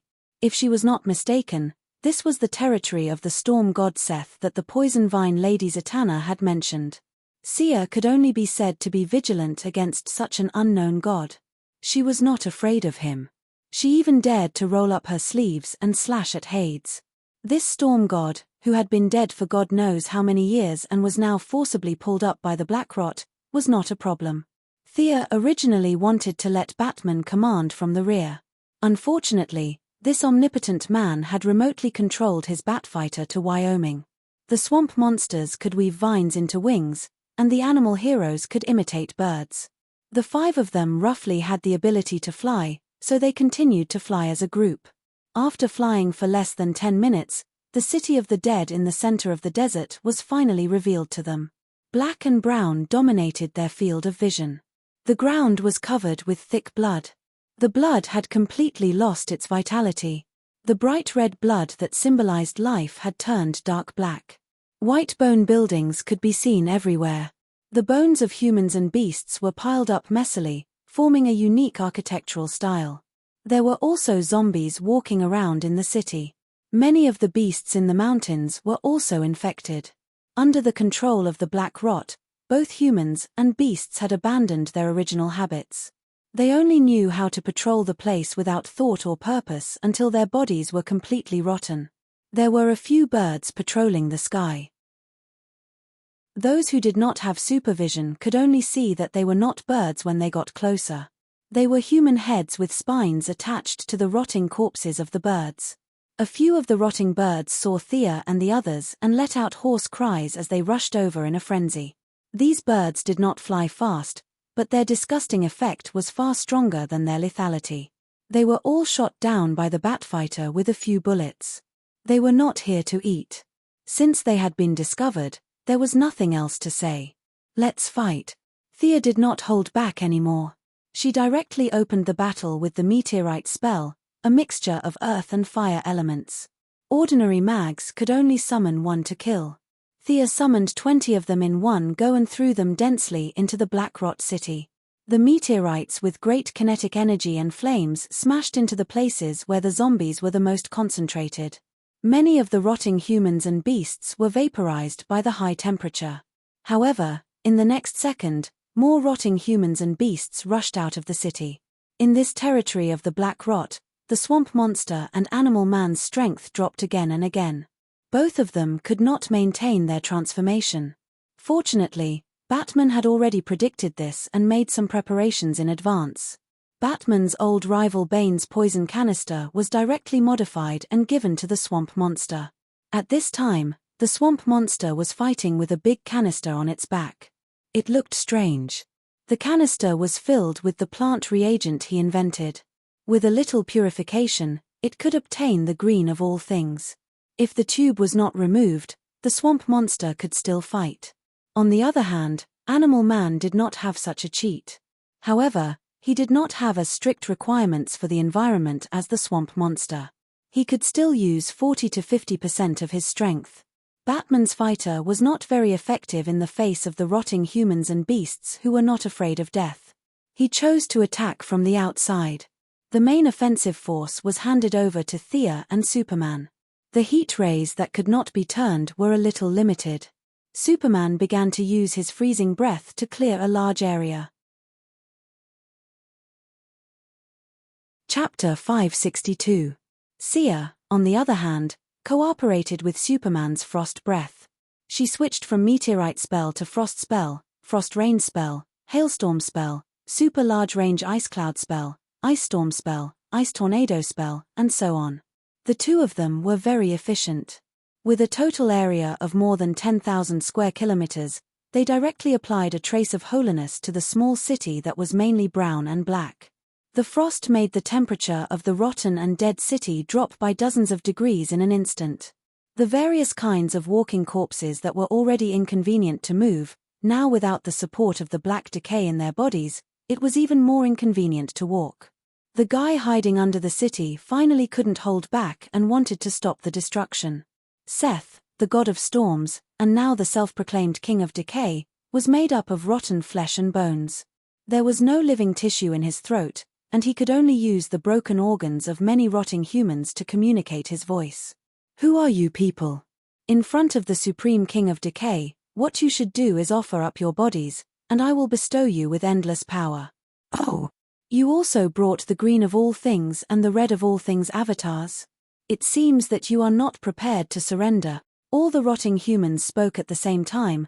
Their voices were as unpleasant as tearing cloth, but their words made Thea want to laugh. This guy had eyes but couldn't see that she was a god. He probably didn't even know the difference between old and new gods. Perhaps only such an idiot would be bewitched by the darkness of decay, give up the dignity of a god, and become a pawn. That's right, although this guy called himself the king of decay, he was nothing in the darkness of decay, and was not much more advanced than those rotting humans. At least he was once a god, even if he was a native god. Now that he had become like this, even Thea felt sorry for him. What was even more ridiculous was that he wanted to recruit them, but after seeing the swamp monster and animal man, he immediately gave up on the idea. What a stupid and ridiculous guy. However, since he mentioned the swamp monster, Thea naturally had to give him a chance to show his face. She nodded slightly, indicating for the swamp monster and animal man to go up first. Who knows, maybe this guy would just blabber and reveal the mastermind behind the scenes. Do not overestimate the intelligence of these villains. Their favorite pastime was blindly competing. They were also afraid that the heroes would not understand their plans, so they would not fight until they had explained everything clearly. Seth, today is the day you die. The Tree Council has sentenced you to death. You cannot be pardoned, the swamp monster yelled righteously. The punishment of the red of all beings is about to fall on your head, you monster. You will repent in hell for the death of all living creatures. Animal Hero also said, not to be outdone. Their declaration naturally drew the scorn of the villains. You're threatening me? Threatening a god? How many days has it been since you became the green of all things and the red of all things incarnations? How could you understand the principles contained in that power? I will tear off your flesh and blood. As the rotting humans spoke at the same time, a throne made of all kinds of bones slowly rose from the center of the city. A 5-meter-tall skeleton giant sat on it. Its body was covered in rotting flesh, both human and beast. Its head was not in the shape of a human, but more like some kind of insect. The 2 bloody holes in its eye sockets were looking at them with great interest. This is my kingdom, the territory of the Black of Decay. You're stupid enough to challenge me here. The skeleton giant Seth sneered with the help of the rotting humans. Speak, why did you start this war without caring about the balance of all things? Who ordered you to do this? The swamp monster asked according to the lines that Thea and Batman had prepared for him. I am the king of decay. As long as I want to, I can conquer all of this. Listen, I will send you a message through the wind of death. I am the god of storm, the lord of decay. Whether it is the ice field or the desert, I rule the land of death across the world. No one dares to order me around. Do you understand, you green freak? The god of storm did not use the rotting humans to send his message this time. Instead, he used the power of the wind to send his voice faintly discernible. See aside. This guy's Chunibya disease was hopeless. He was clearly a nobody, but he pretended to be a big shot. She stretched out 2 fingers and gestured the number 2. The swamp monster understood that she wanted him to use a second set of words. You're so powerful. I can't feel my green of all things. Thea and the rest's second set of plans was to show weakness to the enemy so that he would speak more and reveal more details. However, Professor Holland's acting skills were not complimentary. Fortunately, he was now an amalgamation of plants, so there were no facial expressions to observe. Plus, The other party was also brainless. The swamp monster spoke as if he was reciting a script, which made him very satisfied. Haha. This is nothing. This is just a small part of my ability. But you are not bad. Your understanding of the green of all things is comparable to my subordinate Anton Archaean's understanding of the black of decay. Although it is far inferior to mine, you can be proud. The skeletal giant said proudly. As it spoke, it finally noticed something strange. These guys in front of it had a calm look on their faces. They didn't show any signs of fear, panic, or anything like that. In fact, it was because Thea and the rest were whispering. Batman had asked about Miss Abby's 8 generations of ancestors, and he immediately realized the value of this name. Anton Archaean is Abby's uncle. This guy is likely to be the mastermind behind the scenes. Thea did not have a deep impression of the process in the Kingdom of Decay. She only vaguely remembered that in the end, she had a fight with Miss Abby's father or uncle. Unsurprisingly, it was this Anton Archaean. Kneel down, you lowly reptiles. You can live until now because of your low status. You are not worthy of me killing you personally. Now, your arrogance has made you give up your only chance to live. I am angry. I will punish you. The god of storm was completely annoyed by their disregard. This brainless guy stirred up his divine power. A sandstorm with high temperature was formed in his hands, and it was getting bigger and bigger. I will punish you in an unprecedented way. I will bury you here, in this land of death. I will bury you deep, but I will not let you die immediately. This is what I want. The more the god of storm spoke, the more agitated he became. The tornado he controlled gradually spread to a height of dozens of meters. The heroes remained unworried. This was because the tornado looked scary, but its wind speed wasn't fast. They could dodge it if they wanted to. Batman and the other two could not use much of their combat power. Superman looked at Thea, which meant, do you want to do it, or should I? I will deal with it. Such an idiot is simply a disgrace to the gods. Thea took 2 steps forward. She looked at the guy who talked big, but his actual combat power was weak, and he did not have any self-awareness. Chapter 563. Thea had already gotten all the information she needed from the storm god, so there was no need to waste any more words. She started the fight with violence. This place had the characteristics of the Kingdom of Decay. Unlike Hades's underworld, which was filled with death, the fire, earth and darkness elements in the air had already reached a certain level. Sia wanted to use the thing that her opponent was best at to defeat her opponent. She instantly cast a fire tornado to neutralize the opponent's ultimate move that he had been holding back for a long time. Then, under her opponent's horrified gaze, Sia directly used the fire element to shape a fire dragon. The fire dragon tore the storm god into pieces in no time. Human sorcerer, you can't hurt me. I'm immortal. The storm god, who was smashed into pieces, could no longer use the wind to transmit his voice. He used the old method again, which was to use the broken vocal cords of the rotting people to speak. The storm god's body was quickly reassembled. As soon as he finished speaking, the storm god reassembled into a humanoid shape. However, the bones used this time seemed to be randomly extracted from a human or animal. It was far less textured than the previous ones. Thea frowned slightly. It was a little troublesome that the storm god couldn't be killed. It was not that the storm god couldn't be killed, but it was backed by the darkness of decay. Unless Thea erased the entire lore, the storm god would be reborn again and again. Erasing the darkness of decay meant that the natural world was completely out of balance. She definitely couldn't do that. Human sorcerer? Is this the result of your eyeless brain's observation? You blind fellow, I'm the new god. Thea put away her playful attitude and finally became serious. Wasn't it just that the storm god couldn't be killed in a short period of time? How big of a deal was that? Countless anime and movies had given a good idea to the heroes who defeated the undying Demon King. If they couldn't kill the storm god, they could find a way to seal him. Thea had prepared several sealing devices to deal with Doomsday.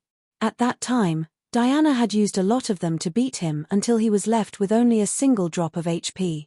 The sealing devices had not found a use for them, so they could be used today. Once again, she teamed up with the fire dragon and tore the storm god into pieces. It's useless. It's useless. No matter how hard you try, you can't kill me. You're just wasting energy. Heh. Before the verbal cannon expert could finish his words, he found that his half-recovered head had been placed in a cage. Then, the woman who claimed to be a new god activated a switch. A dazzling electric light flashed, and he completely lost consciousness. An enhanced version of the quantized cage. It tastes sour, doesn't it? What Thea took out was the black technology she had plundered from the Sky's Eye Society when she established the Extraterrestrial Management Committee. The original version was a prison built to deal with superhumans, and now, Thea had mixed in a lot of alien technology. She had specially done experiments. Not to mention a living person with flesh and blood, even a dead person like Boston Brand, whose cause no one could explain, could be trapped in a quantized cage, much less this unknown god. When it was torn apart, its consciousness would spread out again. The cage was ineffective, but when it gathered, it would definitely form an energy core. As long as Thea found the core and locked it in the cage, there would be no turning back. The heroes could only bury the Demon King deep underground, which was too unreliable in Thea's eyes. She directly opened a portal, and without looking at the situation on the other side, she directly threw the cage more than 10 light-years away. Want to resurrect? That's going to be difficult. As the Lord of Decay, the Lord of Storms, Seth, was beheaded by her, the heroes worked together to clean up the remaining remnants. The entire city finally regained its peace, but the bustling city was no longer as bustling as it used to be. The landscape was completely destroyed, the layout of the city was gone, the drinking water was polluted, and the bacteria in the air far exceeded the normal value. This place was no longer suitable for living in a short period of time. 2 minutes after Thea reported the situation here to the White House, she received a piece of news that made her dumbfounded. Because the president was too worried about state affairs, he slipped and his head had an intimate contact with his desk. Now, he was urgently sent to the hospital.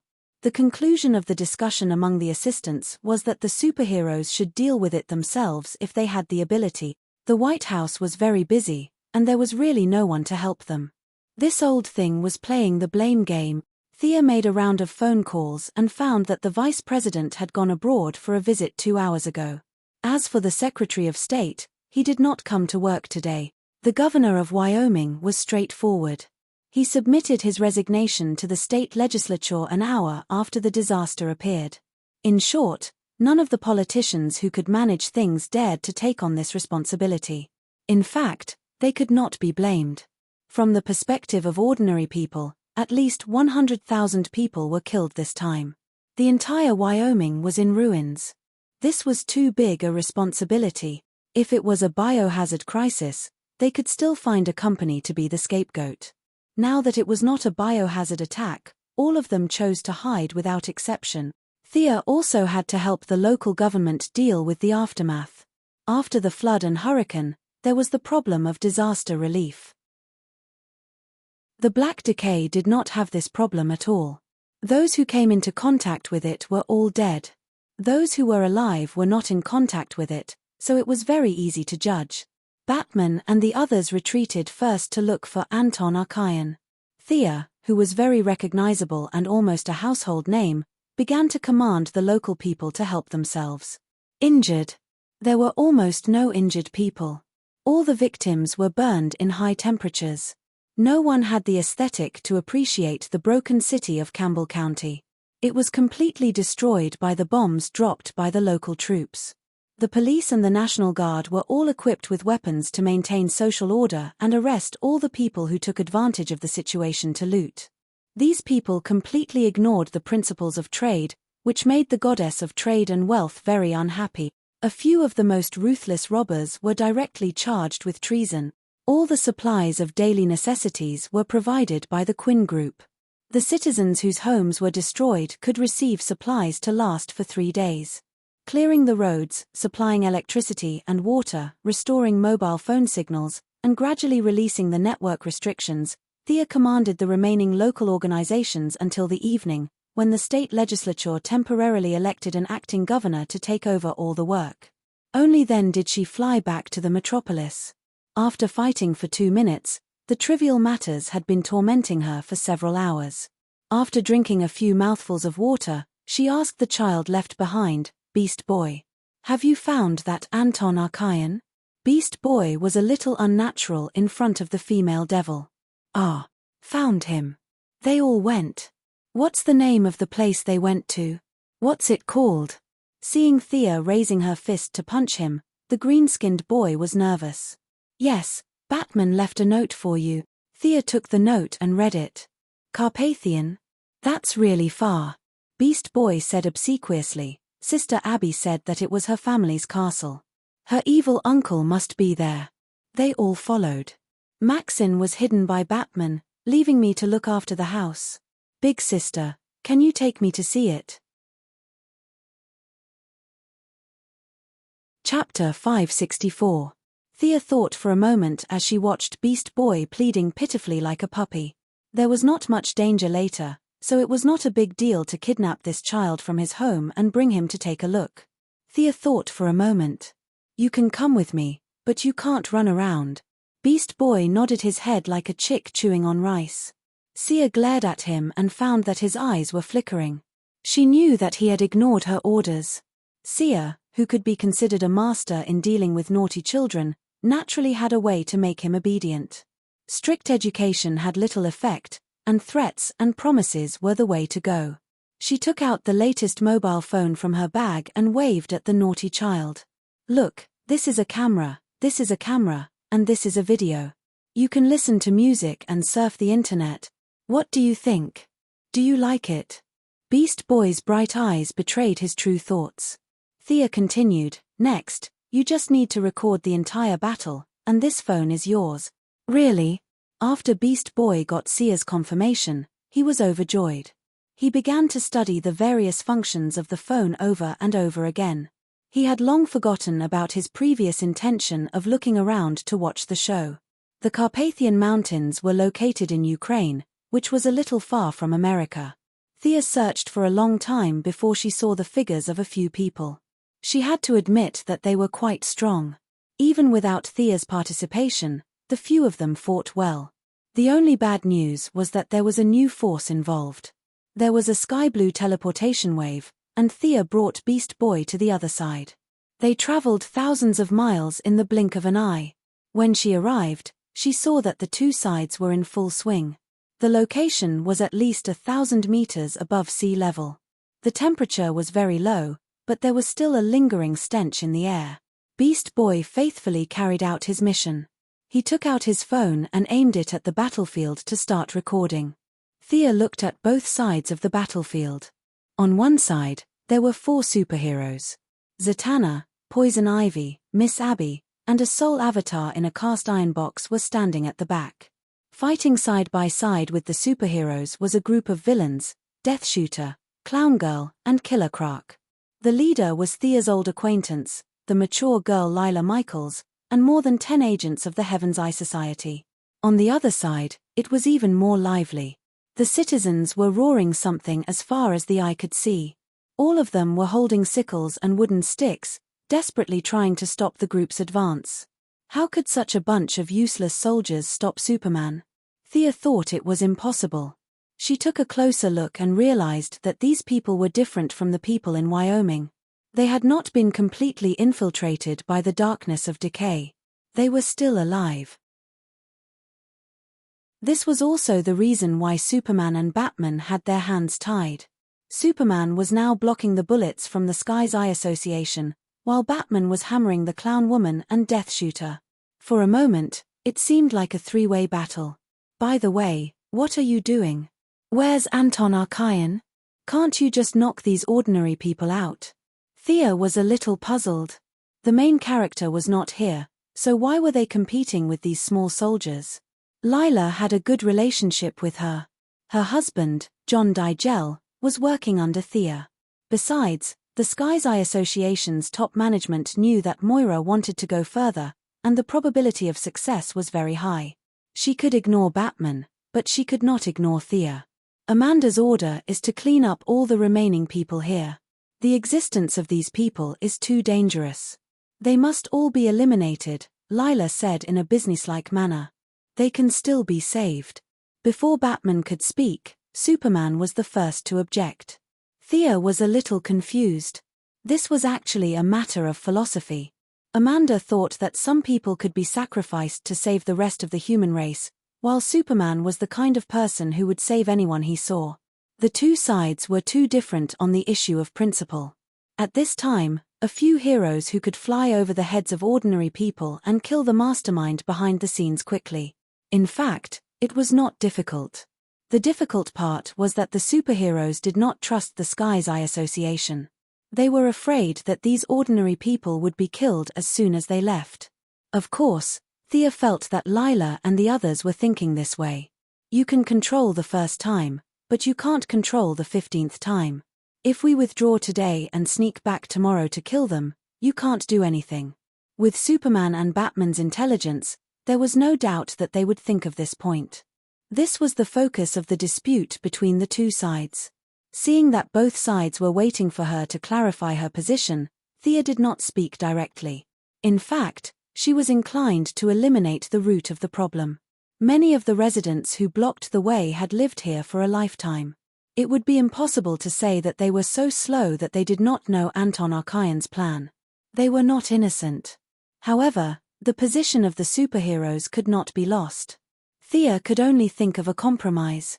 She directly caught a resident and began a thorough examination. The resident's brain, heart, and lungs were all fine. The only difference from ordinary people was that their nervous system had been transformed by the black decay. Their bodies were covered with black lines, which looked very scary at first glance. A light flashed between her fingers, and a healing spell was cast on the resident.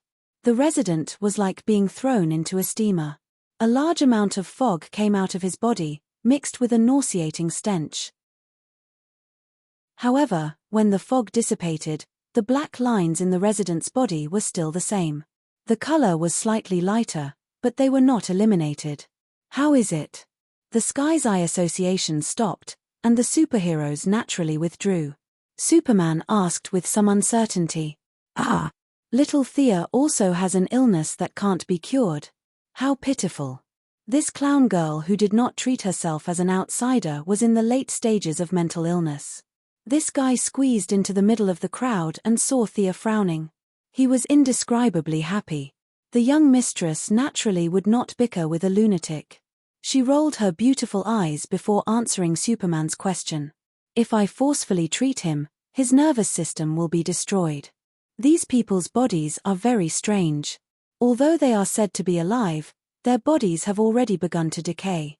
Although they are said to be dead, their hearts and brains are still working. Their thoughts are a little chaotic, but their self-awareness is still there. Everyone, I have an idea that the green of all things can take away the power of the swamp monsters. Their decay comes from the black decay. Then, the black decay can also take away these things. When the time comes, there is a high chance that they will return to normal. She then looked at Lara. I will explain to Commander Amanda. Let's focus on eliminating the evil first. After this source is dealt with, I believe that we will find a solution to the remaining problems. She spoke very sincerely. Lara was not as violent as Amanda, who would destroy cities with missiles at the drop of a hat. She thought for a moment and nodded silently, agreeing to this plan for the time being. What the hell? Not killing again? Death Shooter was beaten up by Batman. His face was not looking too good, but the Suicide Squad had bombs hidden in their necks, so he did not dare to disobey orders. He could only curse a few times in annoyance. Chapter 565. Once everyone came to a consensus, the rest of the matter was easy to handle. After all, they were just a bunch of ordinary people. The several hundred residents blocking the road were quickly knocked down one by one. Poison Vine Lady took out many vines and tied them all up. Only then did the large group charge into the depths of the castle.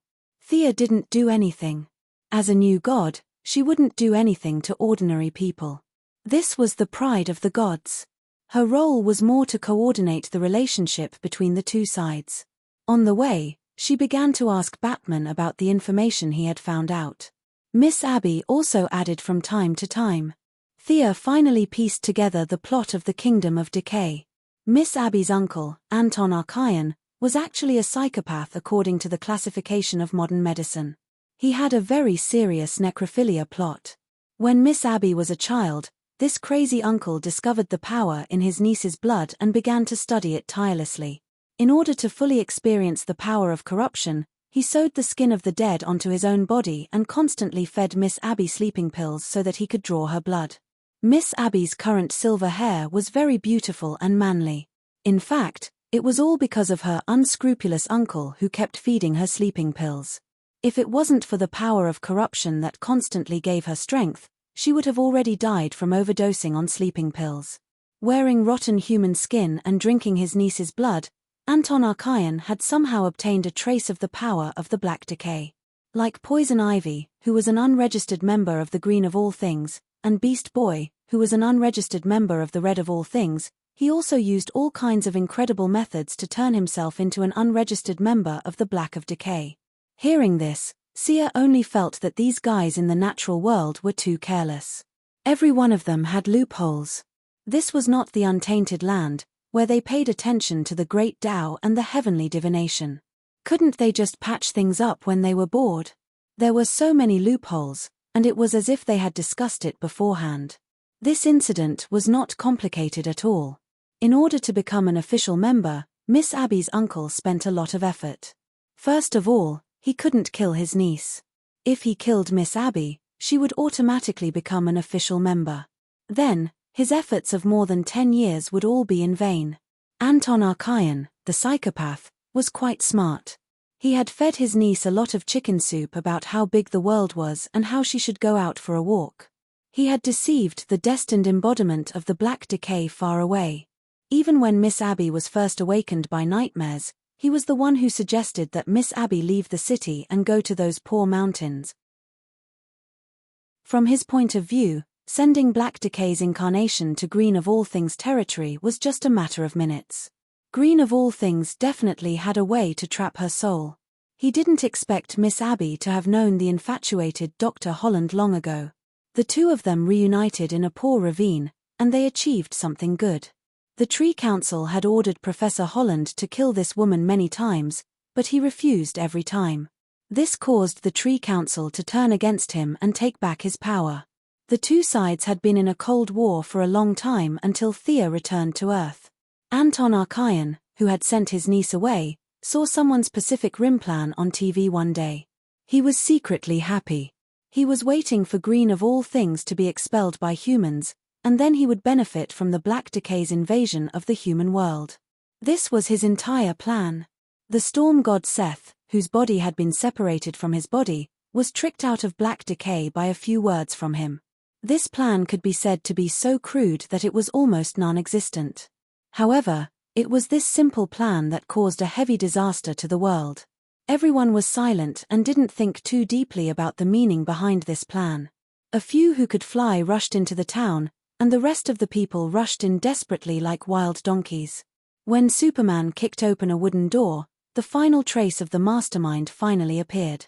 Anton Archaon, or the former Anton Archaon, was barely maintaining his human form and standing in place. He looked at the heroes with a smile that wasn't a smile. Thea couldn't use words to describe this person's strength. He was the same as the residents who had blocked the road before. From a biological point of view, he was still a living person, but this guy had turned himself into a half-zombie. His body was covered in layers of human skin and animal skin. The skin was sewn together with threads, but the stitching was very rough. Some of the skin had already grown together with his body, and countless rotten insects were drilling in and out of his body. Behind him stood 3 big monsters. They didn't look like humans at all. They were complete monsters. The one on the left looked like a giant skinned mantis, the one in the middle looked like a giant worm, and the one on the right was an unknown object piled up with internal organs. Ouch! This is disgusting. Thea didn't want to take a second look. This guy was definitely a female hero's natural enemy. She wasn't the only one who felt uncomfortable. The heroes and the female agents of the Heaven's Eye Society who had arrived one after another didn't feel good. Even the psychopath clown girl pouted and clenched the baseball bat with an ugly expression. As for Zatanna and Lila Michaels, they were even more unbearable. Under the lead of goddess Thea, all the women covered their noses and retreated to the second line. At such a solemn moment, it was better to let the male compatriots take the lead. Anton Archaon, you lunatic. You must be punished today. Batman was the first to speak. You don't understand the mystery of the operation of the universe at all. You are just scum. Let me formally introduce my new friend, the third hunter. There was too much rotten flesh on Anton Archaon's face, so it was hard to see his emotions. But from the analysis of his tone, he must be very proud at this time. The monsters behind him took a step forward at the same time. We are the rotten flesh that invaded the red of all beings. We are morbid and illusory bodies. We are the ultimate enemies of all living creatures. We are the third hunter. The three monsters made a dull sound from their mouth-like organs. They stood between the heroes and Anton Archaon with great momentum. You are the enemies of all beings red. Animal Man, who hadn't played any role, saw the enemies of all beings red. Without saying a word, he flew up, gathered the strength of a dinosaur, and punched the giant worm monster standing in the middle. The power of several tons made his fist sink directly into the head of the worm monster. This punch was like hitting the water surface. Unlike the splashing of water, this was the splattering of rotten flesh. The rotten flesh of various animals was like rain in all directions. Under the lead of goddess Thea, several female heroes ran away with a whoosh. Several male heroes who were not afraid of hardships and tiredness also changed their expressions a little. Batman, who had unparalleled dodging ability, hid behind the door without thinking. Superman melted all the rotten flesh flying toward him with heat rays. The Archer of Death also found a place to hide. The only one who didn't hide was Killer Crocodile. Chapter 566. Flesh and blood flew all over the sky. In this horrifying scene, the heroines all stayed away, and several men were also a little uncomfortable. In order to go back and climb into Catwoman's bed smoothly, they all chose to attack from a distance. Batman raised his hand and fired 2 bat darts, which blew up the giant mantis monster on the left and covered the ground in pus. Death Shooter started to finish it off. Unfortunately, this thing wasn't fatal at all. No matter how good his marksmanship was, it was useless. Their strength was slightly weaker. Fortunately, Killer Crocodile was at the forefront and took a line of damage. The three of them fought the praying mantis monster and barely maintained a draw. The worm monster in the middle was being attacked by Animal Man and the swamp monster. The Black Decay here was also serious. The two of them could not even use 30% of their strength, so it was very difficult for them to fight. Superman, who was on the right, had the absolute upper hand. Heat Ray and Frost Breath were beating up the Viscera monsters. However, these guys seemed to have found a secret door in Svalbard's red. Every time a piece of rotten meat was frozen or melted, it would be replenished. Relying on its powerful self-healing ability, it temporarily stalled Superman. The remaining male agents of the Heavenly Eye Society distributed their firepower to the three monsters. Let's go after Anton. The ladies hid outside and watched for a while. They found that Anton Archaon was blocking the heroes with the help of the three big monsters, and he himself was running to the back. Sia felt that she was partly responsible for this ecological imbalance. How could she watch the culprit escape? She told Lara and directly used a teleportation spell to bypass the three monsters blocking the way. Then, she led the female heroes, the female villains, and the female agents to chase after them. They did not need to use supervision to follow the stench. Anton Archaon, you beast. Miss Abby ran quite fast. She saw Anton's figure at the corner and raised her hand to shoot. The other party did not stop at all. Instead, he ran faster. Be careful of ambushes.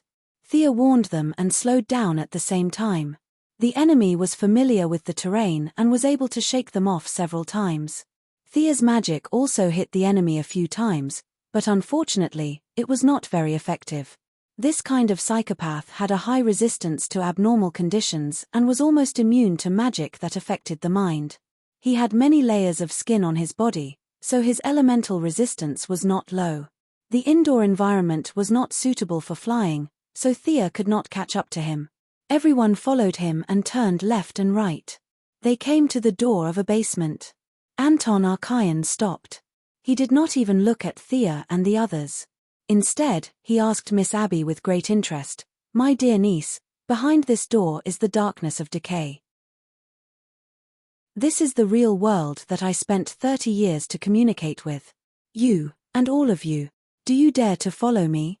The other party laughed like a villain, but when he laughed, his voice was sharp and thin, not pleasant at all. "Thank you for bringing us here. I had a few plans in mind." Thea stopped running and panting. In Anton Archaon's inexplicable eyes, a magic rope tied him up. Thea's hard pursuit was, of course, fake. The other party stayed here fearlessly instead of finding a place to hide. Apart from the conclusion that he was a brainless villain, there was only one possibility left. The other party still had a trump card in his hand. The previous 3 hunters were just hired thugs, and they were still far from the trump card. On the way to the chase, Thea thought about the connection. The other party could escape with the help of the darkness of decay, and even take advantage of the different flow of time between the 2 worlds to trick the pursuers. It was not difficult to guess, so she pretended to be helpless and chased all the way. Anton Archaon's resistance was not low, but it did not mean that he was not afraid of magic. Even Thea could not completely see through the ever-changing characteristics of magic, let alone this psychopath. Thea turned to Miss Abby and asked, "Is the darkness of decay behind the door?" She was pretending. Miss Abby was an ordinary person. After such a high-intensity running back and forth, she was really out of breath. She tried to adjust her breathing, and it took her a while to answer, "It should be.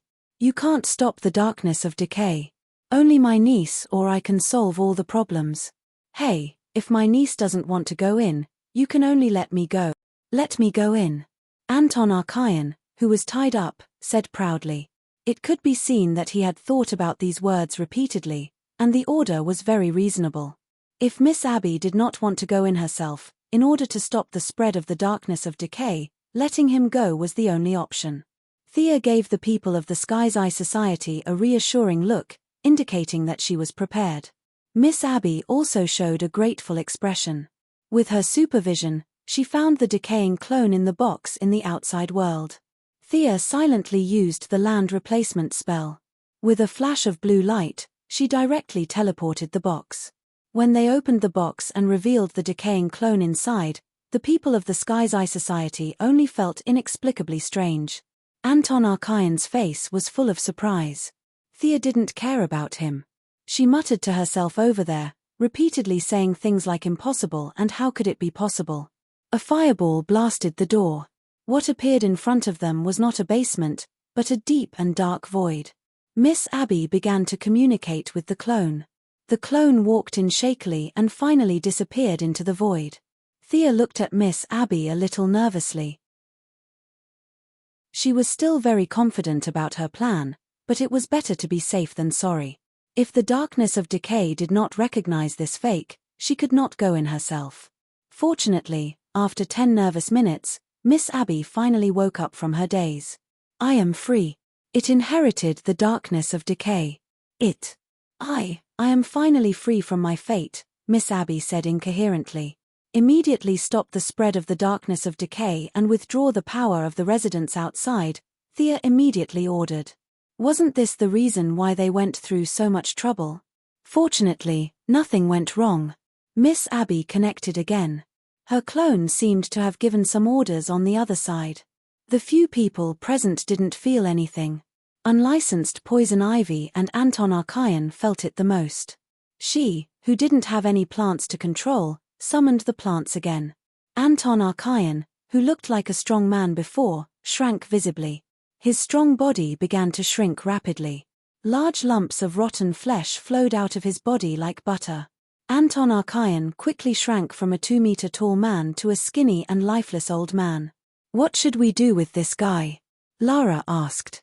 If they dragged him to the International Court of Justice and told everyone that the current disaster on Earth was caused by him alone, and that there was no organization or gang behind the scenes, they would have to believe it.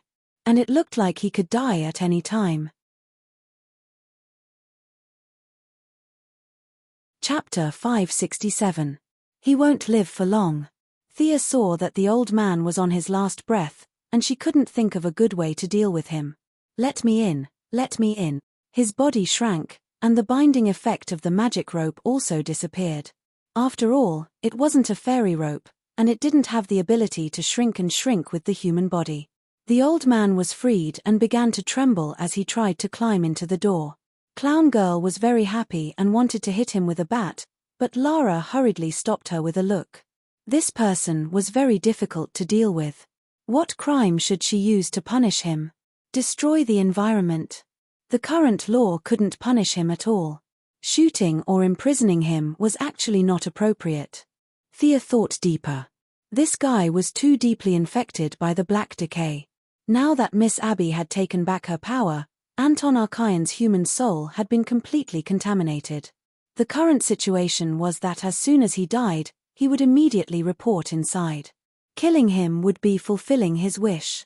Although the black decay had changed hands, the clone inside didn't have a brain at all. It was hard to say whether Anton Archaion would fight back or not. This made her unable to make a decision for a long time. She couldn't make a decision, but she couldn't follow his wishes and let the old man slip in.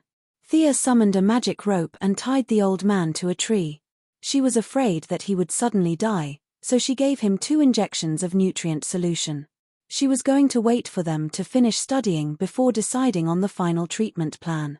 As the black decay shrank, the third hunter, who relied on his own meat to deal with the heroes, was quickly beaten into a pile of mud.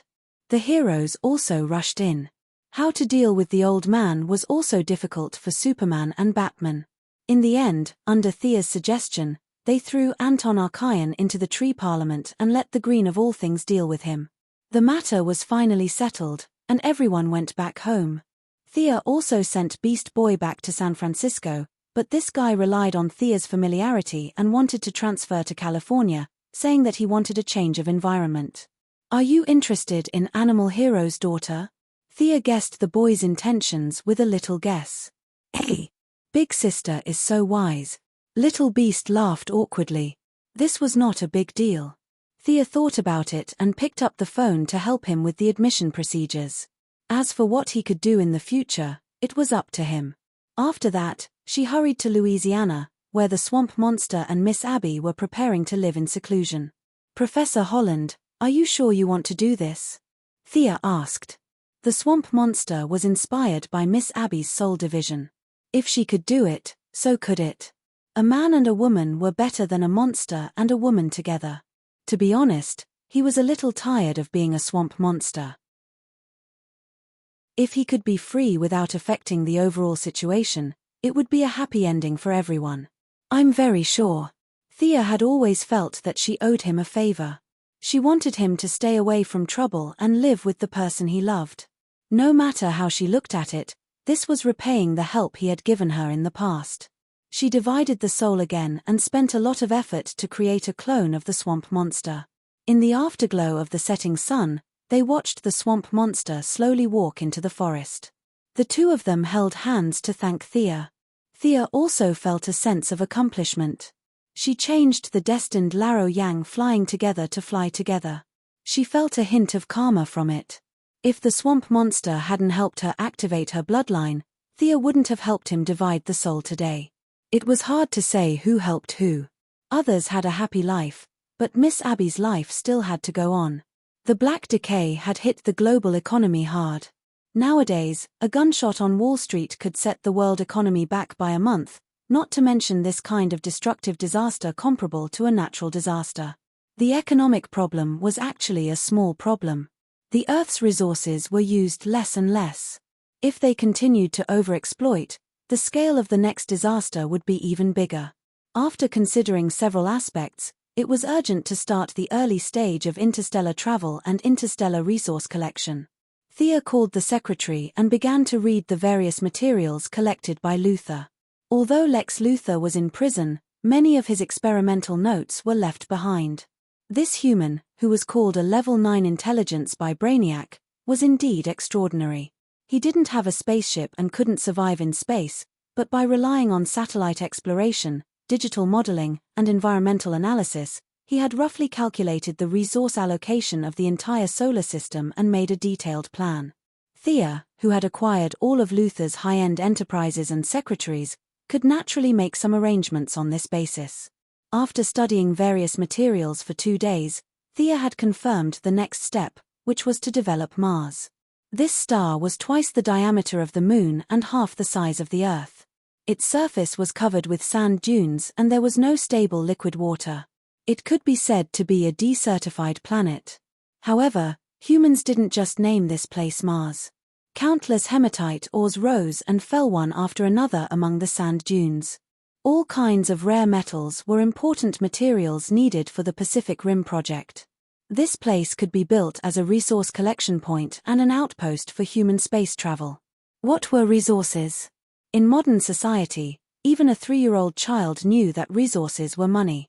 It wasn't difficult to persuade countries to participate if there were benefits. The difficult part was the early exploration. Was there life on Mars?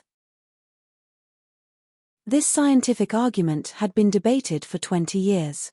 Thea didn't dare to tell them that not only were there people on Mars, but they were also very fierce. The fiercest one of them could wrestle with Superman. Speaking of which, Earthlings were really blessed. A group of Martians with the ability to write 400 words lived 50 million kilometers away from Earth. These Martians, who had terrifying abilities without basking in the sun, had all died inexplicably. Only one of them had come to Earth, and this one of them was the most loving and kindest one. If they didn't die, Thea felt that the Earth would have returned to a slave society 800 years ago. It was better to investigate the situation on Mars first so that they could persuade countries later. Thea could go by herself, but she thought that there was a guide here, so it was better to ask him to come along. In the director's office of the Super Investigation Department, the Martian hunter disguised as an ordinary person had just taken a sip of water when he saw Thea walk out. "Your spiritual attainment seems to have improved. Tell me, what's the matter?" The Martian hunter didn't know what a new god was, but he felt that Thea was a little mysterious. "Haha, Uncle Ron-Jen, this is why I'm looking for you." Thea told him her thoughts from beginning to end, especially mentioning the huge impact it would have on human civilization. The Martian hunter didn't look too good. He asked hesitantly, "Can we change to another planet?" Thea thought for a while. "Pluto is fine, but it's too far away from the Earth. It's not easy to influence public opinion. Mars doesn't have this problem. The internet has been calling for the development of Mars for many years." In fact, Thea knew that developing Mars was like digging up the graves of their ancestors. Even after a few centuries, most of the Martian hunters' family members were burned to ashes and their ashes were still buried in the depths of the planet. Thea didn't want to force him, but the resources of Mars were really important. Before humans found a new substitute, steel would always be the most important resource. In the future interstellar trade, aliens wouldn't recognize dollars or euros. For the Earth, which had just entered the interstellar civilization, material exchange was the mainstream. Chapter 568. The demand for various metals would increase in the future, and the development of Mars was essential. Regardless of whether the Martian hunter was willing or not, unless he stood against the entire human race, he would have to face this. If he was willing, he could move the bodies of his loved ones to Earth. If he was unwilling, Thea could also help him set up a seal. Other than big shots like Darkseid, ordinary people would not be able to break her seal. Thea did not say these words. The key problem with the Martian hunter was his heart. Earth was so close to Mars, and he could go back at any time if he wanted to. It was just that he had not gone back for centuries, not even once. It was a little difficult to help him rebuild his confidence and get rid of his fear of fire. Ordinary people would be able to recover after a few counseling sessions, but he was different. His strong psychic ability magnified his fear of fire, and his fear of fire had affected him from the spiritual level to the physical level. Thea could not solve this problem. The Martian hunter's resistance was too high, and even magic was useless. He could only rely on himself. After a full half an hour, the Martian hunter said with a tired face, "When are you going?" After receiving Thea's wish to leave immediately, he hesitated for a moment, gritted his teeth, and decided to go. The two of them did not inform anyone. Thea had the suggestion spell, and the Martian hunter had the invisibility spell. The two of them did not alert anyone and flew directly out of the atmosphere. To them, the distance of 55 million kilometers was not much longer than the time it took for them to travel from New York to Philadelphia. Looking at the familiar yet strange planet, the Martian hunter was indescribably sad. He had removed his disguise during the flight. Apart from the last time she saw him in his spiritualized form when he wiped out Hercules' crazy thoughts, this was the first time Sia had seen the Martian hunter in his true form on the material plane. The Martian hunter was 2 meters tall, with dark green skin and a purple coat and cape. Instead of flying, he landed on the ground. In this desert environment, Thea's Gucci dress that she wore when she came out of the office was a little eye-catching. As she had shares in several major luxury companies in the world, they would give her a batch of clothes, shoes, and bags every month. Now that the Martian hunter was so depressed and dressed so formally, Thea had to correct her attitude. With a thought, she changed into the clothes of the new creator planet. She named it the divine robe of God's punishment. Unlike the god's armor made by Zeus, Thea chose this robe mainly because of the hood on the robe. Wearing the hood could not only block the wind and sand, but also because it covered most of her face, making her look very mysterious. It was very suitable for this kind of solemn environment. The two of them walked on the ground with heavy footsteps. The Martian hunter was reminiscing about the past. Sometimes, he would talk to himself and introduce the past. There used to be a city there, and the people there were very kind. The northwest direction was once attacked by a space monster. At that time, 20 of us killed it. Its corpse is still buried underground. This is my home. My father, mother, wife, and daughter all live here. Thea followed him all the way with her hands behind her back. The Martian hunter would talk about the past from time to time. In Thea's eyes, this was just a desert. God knows how he determined the specific location. When the two of them stopped in front of a stone pit, the tall Martian hunter burst into tears and knelt on the ground, sobbing. This used to be his home. It used to be the strongest harbor in his heart. Unfortunately, it was all gone now. Unlike Superman, the Martian hunter had lived for hundreds of years. He had lived alone on Earth for hundreds of years. Even though his lifespan was still long, his mentality was already old. Thea did not know how to comfort him. She was not good at this kind of thing. While waiting, she activated her supervision and looked at the planet's mineral resources. Just as she was looking around aimlessly, a grayish-white metallic luster attracted her attention. When she was about to take a closer look, the metallic body emitted a special wave that blocked her probing. It would be strange if there was no abnormality. Thea pulled the Martian hunter who was still crying silently.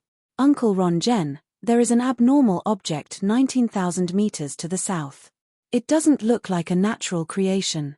The Martian hunter, who was full of question marks, saw her serious look and stopped being pessimistic. Unlike the people on Earth who had 5 senses, the Martians had 9 senses. His searching ability was not inferior to Superman's. Following the direction Sia was pointing at, he took a closer look. His expression changed drastically, and he flew over instantly. Thea could only follow closely. Just as she was about to ask what it was, she saw the Martian hunter use a large area of psychic impact. This person used his psychic ability to clean up the piles of debris outside the grayish-white object. At this time, Thea could also see that the grayish-white object was a spaceship. Judging from its size, it was a small single-person spaceship. It was just that it had been buried in the rocks before.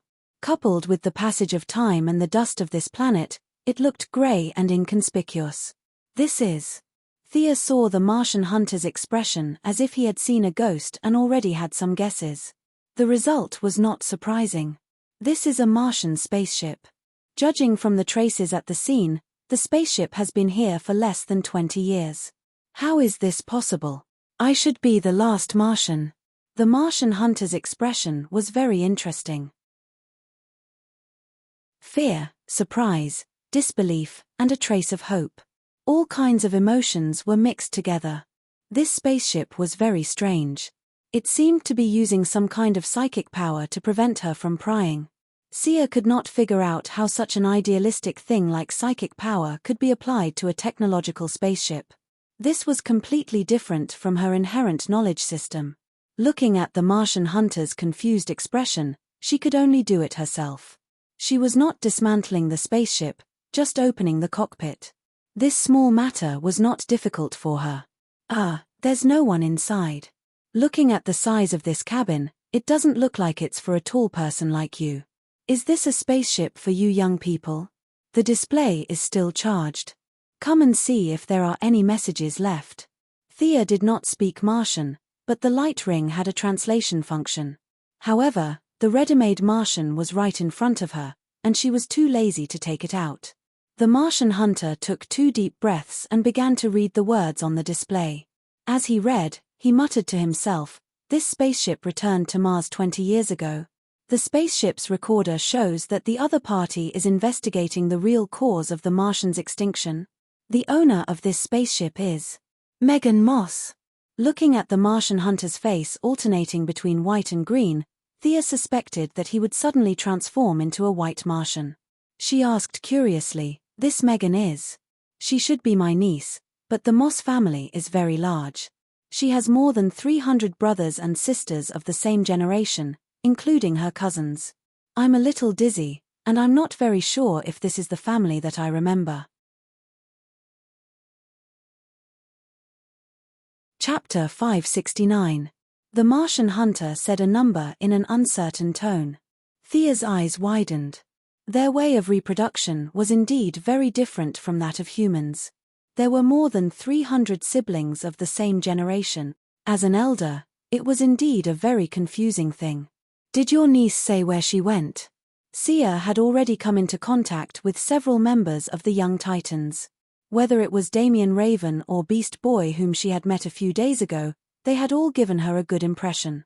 The niece of the Martian hunter would be the young superhero codenamed Martian Maiden. The Martian hunter was more concerned than she was. He carefully browsed through it twice and shook his head. She only mentioned that she went to the east to search, but there was no follow-up information. This is too strange. She's still young, and her ability is not enough to fly in the universe. The two's mission changed from exploring the planet's mineral resources to searching for people. Thea followed the Martian hunter and searched for 5 minutes, but they did not see anyone. This planet was too desolate, and the climate was too harsh. On Earth, there was a saying that the sun rose in the east and the rain in the west. On Mars, this planet was only 1/6 the size of Earth. The two of them circled the planet 3 times, and the whole planet was covered in sand and wind. Too much time had passed. The Martian hunter searched for a long time with his 9 senses, but there was no trace of her. He could only turn around and look at Thea. After knowing her for so many years, this strange Earthling always had some methods that he did not understand. "Send me your niece's image." The Martian hunter did not know what to do. He lowered his head and pondered for a long time before sending a photo to Thea through the telepathic channel. He said a little embarrassedly, "It's been too long. I don't have a deep impression of her." Thea closed her eyes and carefully looked at the photo. She almost laughed out loud. The Martian hunter did not remember what his niece looked like. It was really difficult to find this niece among the hundreds of juniors after a few centuries. He did not know what Thea's intention was, but he sent 5 photos in one go. With a name and a rough picture, it was easy to find. Thea took out Croydon's compass. This thing was simply a tool for searching for people and things. However, this was the first time she used it to find aliens. Thea was not very sure if it would work. Facts had proven the greatness of magic. This compass ignored the difference between Earth and other planets. It was indeed useful. After Thea inputted the target, the needle began to move slowly and powerfully. Sometimes it would fly past 5 degrees, and sometimes it would go back 1 or 2 degrees. Finally, the needle pointed firmly to the north. Your family is still on this planet. Thea reassured the Martian hunter. Then, the two of them started to search according to the coordinates. After flying for more than 30,000 miles, they arrived at a very ordinary wasteland. The needle conveyed a signal to Thea. They had arrived. This was the place. What's in here? Thea looked left and right but couldn't find any clues. The area under her feet was very ordinary. There were no craters or hematite. She really couldn't see anything unusual here. But magic power couldn't be faked, and the compass couldn't be wrong. There must be some mystery here that hadn't been discovered. Where was this place before?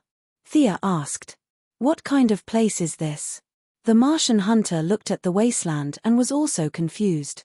He had been in those areas before, so he was still quite familiar with them. This place was already very remote. Fortunately, he loved his home very much. He directly activated his powerful psychic ability and dug out the image of that day from his memory. Then, like a computer modeling, he rearranged his memory on the surface of the planet and determined the location of the two of them. When the final information was confirmed, he couldn't help but let out a "her." Before Thea could ask, he explained, "If I'm not wrong, this is. According to the language of Earth, this is the aristocratic area. The Megan family is aristocratic, and I'm a commoner. Aristocrats are born with powerful psychic abilities and are the strongest in the entire race." Thea's expression was a little playful. "Are you kidding me? If your aristocrats were stronger than you Martians would have unified the universe long ago. If it weren't for the fatal flaw of being afraid of fire, Thea, this new god, wouldn't dare to say that she could defeat the Martian hunter. It was because his racial talents were too strong. He was immune to physical and magical attacks, psychic control, infinite strength, and unparalleled regenerative abilities. Even if his head was cut off, another one would automatically grow out. He could fly and survive in the universe. There wasn't a need for too many people like this.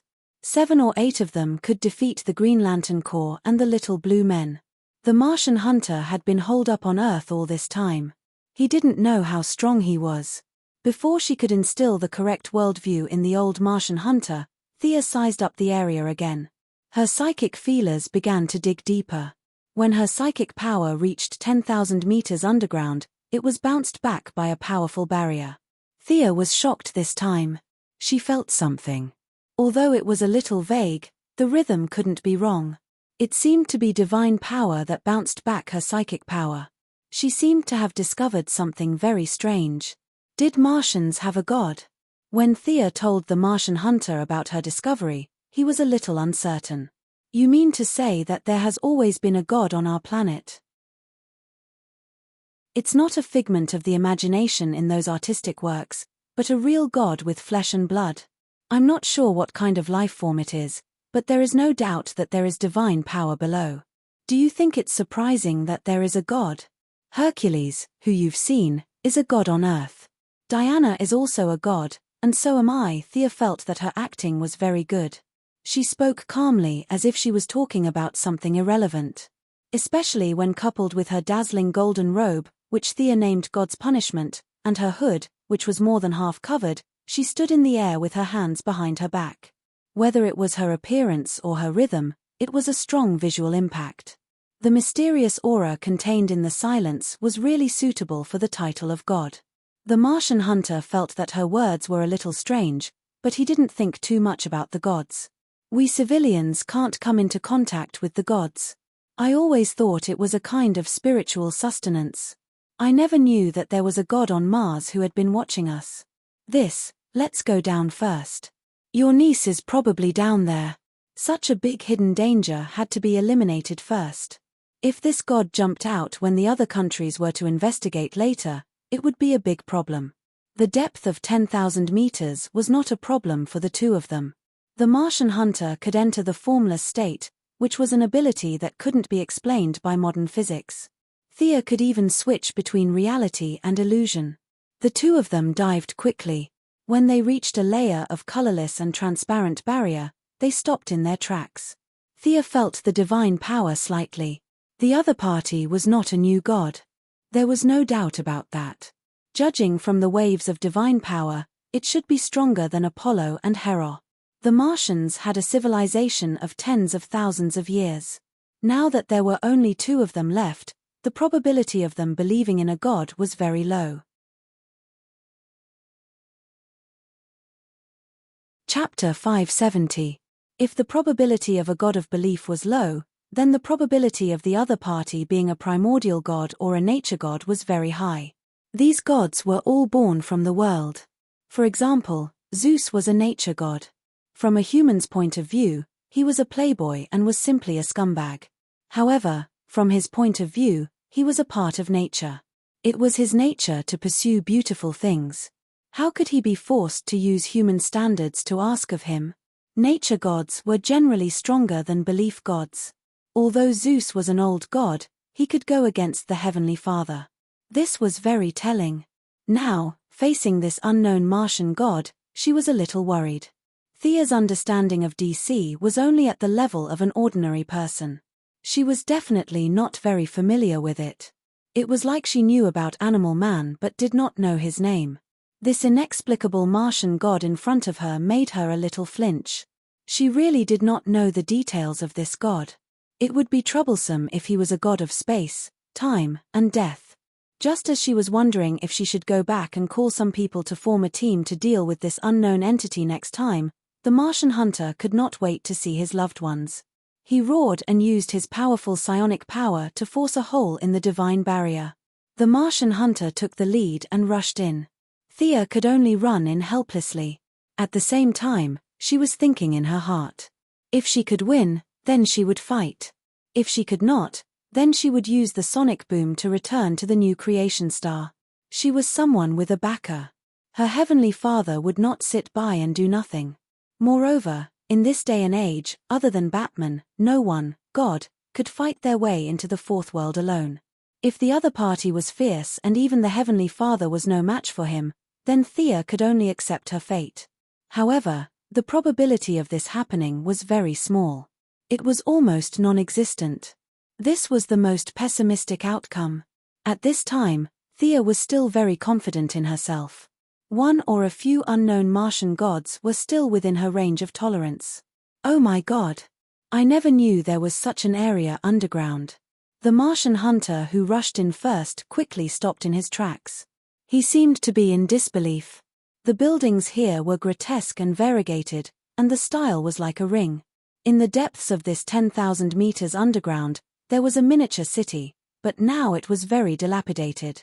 Sia half-squatted and reached out her hand to brush between the stone pillars of an inverted tower.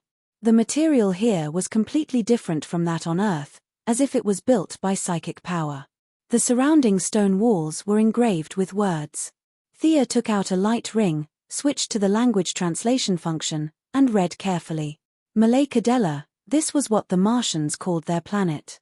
It meant the Star of Hope and the Harbor of the Soul. This miniature city was the aristocrat mentioned by the Martian hunter. It was built in secret to worship a god called Romea. The description on the wall was very vague. It only vaguely mentioned the word art a few times. Could it be that the other party was a god of art? Thea felt that this was good news and immediately put her heart back into her stomach. The god of art, just from this name, she knew that it was not that powerful. Thea hadn't forgotten about the mission of finding the missing person. She took out the compass to confirm the location again. The two of them walked and stopped in the miniature city and finally arrived in front of a palace. A small figure was lying flat on the table made of mental power. Megan, wake up, I'm your Uncle Ron Jen. The Martian hunter was now so excited to see a member of her clan that she couldn't sleep for 3 days, let alone a relative. Although the scale of their family was a little big, Thea felt that the other party probably didn't remember that she had a civilian background. Uncle Ron Jen, she seems to have entered a deep sleep. Do you need me to wake her up? Thea looked at the green-skinned little girl. She looked very young and had no injuries on her body. However, the other party had suppressed her mental power to an extremely deep level in her spiritual world. Some preliminary preparations needed to be done to wake her up. No, she used a high-level Martian mental skill. I have a better way to wake her up. Before the Martian hunter could finish her words, she was interrupted by a strange voice. It was strange because the voice didn't seem to be coming from a vocal organ. It was a bit like the sizzling sound of fire burning wood. The voice was coherent rhythmically, as if it was talking. The other party was using the Martian language, and the two of them could understand it. This collection can't be touched casually, huh? There's actually a living Martian? I just wanted to collect a Martian. Why did another one jump out? How troublesome. What accompanied the voice was scorching heat. The temperature in the air rose rapidly. Thea and the Martian hunter were sweating. The Martian hunter felt the shadow of the flame. He knew that he shouldn't retreat at this time, but his body was powerless to resist. He forced himself to stand, and sweat kept seeping out of his green skin. Thea was literally sweating. What the hell was this? Could this Martian be a fire god? This made her very depressed. The Martian hunter could relax and do whatever he wanted. This bastard. She looked in the direction of the voice unhappily. The other party didn't give her a feeling of invincibility. After becoming a god, she trusted her feelings more and more. She could tell at a glance if the other party was weaker than her. If the other party was stronger than her, but not stronger than the father, she would have a rough estimate. The guy in front of her, who only talked and didn't show up, didn't give her any danger signals. His real combat power was hard to estimate. She thought that the other party was weaker than Zeus, the father, and the other gods. This made her sigh in relief. I'll go in and take a look. You stay here, Thea said. The Martian hunter tried to move forward several times, but his fear of fire made it difficult for him to move. Be careful. If you can't do it, retreat. Feeling that the other party was weaker than her, Thea's cautious attitude was reduced by half. Her confidence came back. Half of her face was covered by the hood, but her smooth jade-like chin had a hint of pride. Don't worry, I'm also a god. Leaving the Martian hunter behind to look after his niece, Thea walked in the direction of the voice. When she saw the Martian god in a pool of magma, she was happy. In the spacious and huge cave, they saw the god of Mars who was transmitting his voice from 1,000 miles away. The god of Mars was 100 meters tall. Compared to him, Sia was like an insect. The magma near the core of the planet was quite spacious, but to his huge body, it was like a small pond. Thea carefully looked at the Martian god opposite her. From his appearance, he didn't look like a Martian at all. She could barely make out a human figure with a head, a torso, and 4 limbs. Unlike Thea's divine body, half of his body was made of flames, and the rest of his body was made of hot rocks. Although Thea had never come into contact with an elemental god, her vision had long surpassed the level of mortals. This Martian god was not completely elementalized. The rocks in his body were proof. Chapter 571. If one could not have multiple roles like the Heavenly Father and Darkseid, then the pursuit of purity was the only way out for the old gods. Sia, of course, cut off all excess energy, and Apollo, who only attacked with the energy of the sun, were proof of this. The Martian god tried to elementalize his body, but the rocks in his body exposed his shortcomings. At the very least, he was not pure. In a battle of the same level, this was equivalent to writing one's own weaknesses on one's forehead and telling one's opponent how to defeat him. From this, it could be deduced that the Martian god was not originally a fire-related god. He only became a fire-related god later on, and it was not very successful. You can't move freely, right? Can you only stay in this magma? How sad. Thea looked around and asked tentatively. The Martian god also sensed Thea's divine power, but the divine power of a new god was very different from that of an old god. The Martian god did not know where Thea came from, so he avoided answering the magma question. I am the god of fire, art, and death. Do not use your narrow vision to judge the supreme existence. You are qualified to be my subordinate, and I can teach you new knowledge. It is a treasure that you can only dream of. Sia scoffed at art and fire, but when she heard about death, she narrowed her eyes. It was because the power of death was too strong. Even Darkseid could not resist death, let alone Sia, who was weak and frail. Death was everywhere. Whether it was mortals, gods, or the entire universe, there would be a day when the universe would come to an end. The eternal life of the gods was linked to the universe they were in. If the universe died, they would also die. Not only Thea, but all gods were in awe of death. Many gods secretly studied what death was and how to avoid it. This was what all the good and evil gods did. The so-called death of Doomsday was the death that was bestowed by him. It was the death of all living beings, and it was a kind of crazy killing intent. The candles obtained from the top of Hades's head were the door between the dead and the living. It was the death between life and death. During the descent of the Rotten Kingdom, with her character of taking advantage of every opportunity and squeezing oil out of a stone, she naturally intercepted a portion of the harvest and helped the swamp monster and Miss Abby split their souls to create doppelgangers. No matter if it was the black decay or the green of all creation, she secretly intercepted a portion of them. The green of all creation was given to Poison Vine Lady for research, while the black of decay was personally tested by her. The black of decay also contained the power of death, but this kind of death was brought about through decay. It could only be said that it was an adjunct of decay. He also collected a lot of things that belonged to ordinary people, such as the fire-resistant bricks that had been used in crematoria for 30 years, the trees that many young men and women hung themselves from, and the weapons used by many serial killers. She had gathered a whole bunch of bits and pieces, but it was all to no avail. Perhaps it was because of his personality, or perhaps it was because of his deity position, but she couldn't find anything. Now that she heard that the big guy in front of her also had the deity position of death, she couldn't help but be cautious.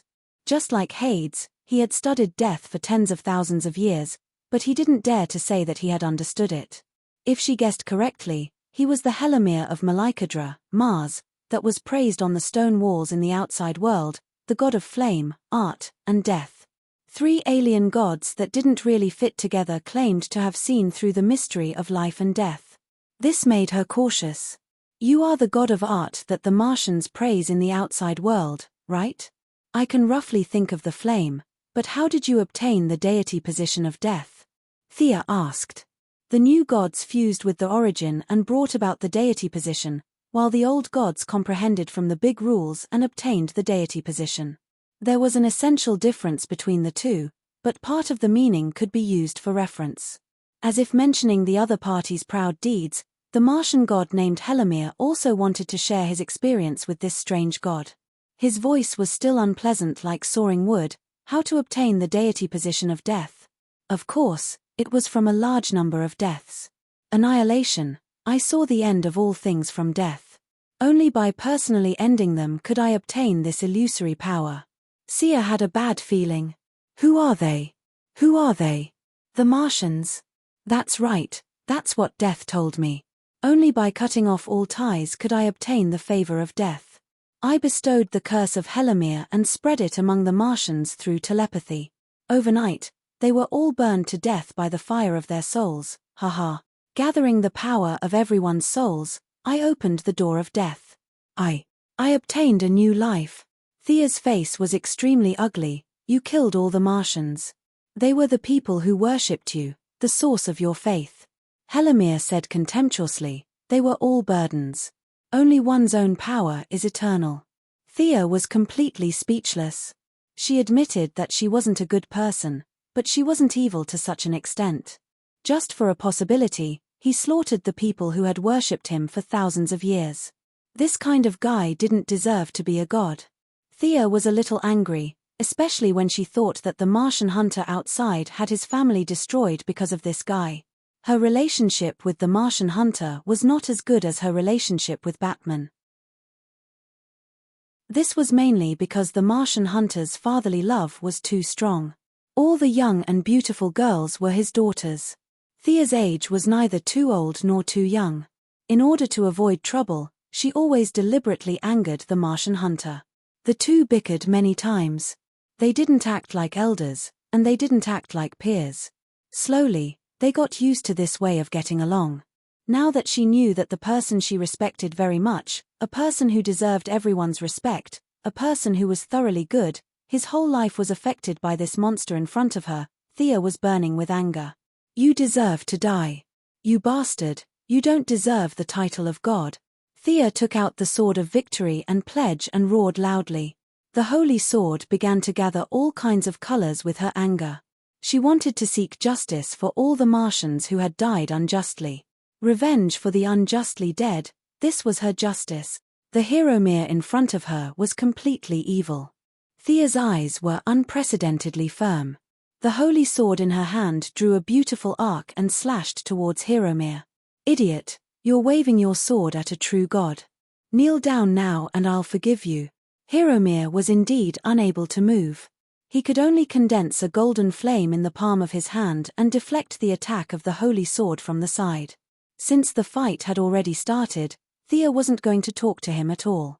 This huge cave was full of fire elements, and water element magic was completely ineffective. It was obviously unwise to use fire to attack him. Thea used the holy sword as a staff.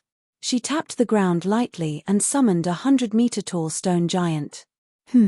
She didn't know if it was an illusion, but she felt that this giant had the appearance of a Martian. In order to confirm her guess, she summoned another one. Chapter 572. The second summoned giant looked even more like a Martian. Thea felt that she had found a part of the truth. After commanding the two giants to attack Romir, Thea knelt down on one knee and touched the ground. At the same time, she used the emotions of pity to communicate. The Earth first tried to communicate with her, and soon both sides reached a consensus. Thea stood up silently. The Martian hunters could be said to be dead, but it could also be said that they were still alive. The powerful spiritual power not only helped Romir to be reborn and obtain the Death Guardhood, but when their power gathered together, it also replaced the original will of the planet. Romir had to die. This was the only request of the will of Malexandra, Mars. In order to achieve this, they interfered with the fusion of the fire element, causing Romir to be halfway through the fusion. He was afraid that they would do something to him, so he did not dare to enter the spiritual world to fuse with the fire element. 20 years ago, he had also hypnotized Megan Moss, all for the sake of protecting the last Martian. Don't listen to Rommel's bragging. What collection? He couldn't even leave this cave. What kind of collection would he have? Now, Sia's interference had given them a chance to take revenge. The stone giant summoned by her exploded with 300% of its strength. Even though it knew that it was no match for Romir, it still attacked Romir. Thea didn't drop the ball either. She began to accumulate the power of the holy sword, preparing to end the battle with a single strike. After all, this wasn't a game. It was impossible to know how much HP would be dealt in one strike and how much HP would be dealt in two strikes. When the HP bar was empty, the opponent would directly fall to the ground. This was very inconceivable in a battle between gods. The battle would only end if the opponent was dealt fatal damage in one strike. Otherwise, it would be like Thea's battle with Mardelin on the new planet. Both sides fought for a long time, but neither side was injured. Using the holy sword to gather the will of the masses would require some effort on Earth. Now, there was no need to gather on Mars. They had already gathered together, and they were very honest. As long as they could kill Romir, they could use their spiritual power as they wished. After centuries of erosion, there were at least tens of thousands of spirit bodies that still held strong hatred and had not been assimilated. These were the essence of the Martians. Even if they were not as good as the Martian hunters, they were still the best of the best. A conservative estimate was that from a spiritual point of view, one Martian was equivalent to 10,000 Earthlings. Just a single person's spirit energy was enough to materialize and affect the physical world from the mental world. Now that the hatred of the entire race was gathered together and unleashed 100-fold power through the sacred sword, the immense spirit energy caused even Thea's divine body to feel heavy. Not enough, again, it was a perfect match for the holy sword to desire even more, and Thea also wanted to see just how much she could improve after ascending to godhood. She wanted even more. The planet's will was overjoyed. Previously, they had protected Megan Moss in order to allow the little girl to attain great success in her divine technique as soon as possible. Carrying their faith, they would be able to take revenge. Although the hope wasn't great, it was still hope. Now that Thea had jumped out to help, she actually felt that their power was not enough. This caused the planet's will to begin to transfer energy even more wildly. When all the power of a cheetah race was gathered together, it was simply impossible to calculate with numbers. Scram, scram. Ron Mill was not a fool. Seeing Thea preparing her ultimate move, if he did not do anything, then he would have really lost his mind. He took out a long whip from the magma and wrapped it around the head of a stone giant, pulling it directly into the magma. The remaining stone giant was also blasted into smithereens by the golden flames he shot out. Unappreciative brat. After dealing with the two stone giants, Ron Mill raised his whip and fiercely lashed it at Thea. The tip of the whip carried a large amount of flames. The golden flames were like countless tiny dragons attached to the whip. Thea did not dare to take on the flames that seemed to have a very high temperature. She jumped up and dodged the whip. However, she made a mistake.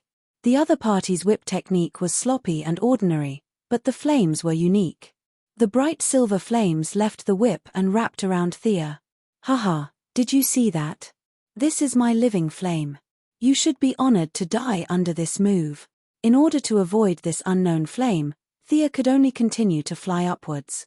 However, the flame seemed to have a consciousness and followed her movements. Interesting. This flame was very pure, a bit like a mutation of the soul flame. This Ron Mill most likely added the Martian's psionic ability to his divine domain of fire to obtain this strange flame. Sia tried several spells in a row, but the flame storm was directly neutralized by the living fire. The dungeon spell, which could withstand the impact of several tons of power, was also burned through. It had almost no hindrance. Carrying the holy sword that was getting heavier and heavier, her mobility was severely limited. She had no choice but to use the ring of lanterns to wrap the flame. Thea directly opened a portal and threw both the ring of lanterns and the living flame to a remote planet. She planned to study it carefully after the battle. Ron Mill, who was trapped in the magma and could not move, silently made up his mind when he saw that his long-range attacks were ineffective. He opened a portal in the void. The ink-like darkness shrouded the surroundings, as if the essence of death filled the underground cavern. Ron Mill withdrew his flame giant form and merged with the darkness. His voice was no longer burning like firewood. Instead, it sounded a little ethereal. Look, this is death. I don't care which god you are destined to fall here today. In the thick darkness, there was only a little bit of light. That was the holy sword in Thea's hand. She looked around with interest. The same thing would have subtle differences in the eyes of different people, not to mention the invisible and intangible thing like death. Thea had never seen a god who dared to say that he had control over death. However, looking at it from different angles, she had some insights. Ron Mill seemed to have gained inspiration from the extermination of his race. The thick ink in front of her was his experience. Darkness is death. Thea felt that Ron Mill most likely understood it this way. And it was not only the darkness, he had also borrowed the Martian's psionic ability and added countless dangers to the darkness. With the help of the Holy Sword's perception, Sia saw countless shadow beasts wandering in the darkness. She had never seen any of these beasts before, and they were all abstract and in all kinds of strange forms. These should be the enemies that the Martians had eliminated over a long period of time. Many of the beasts had the characteristics of spaceflight, which deepened her guess.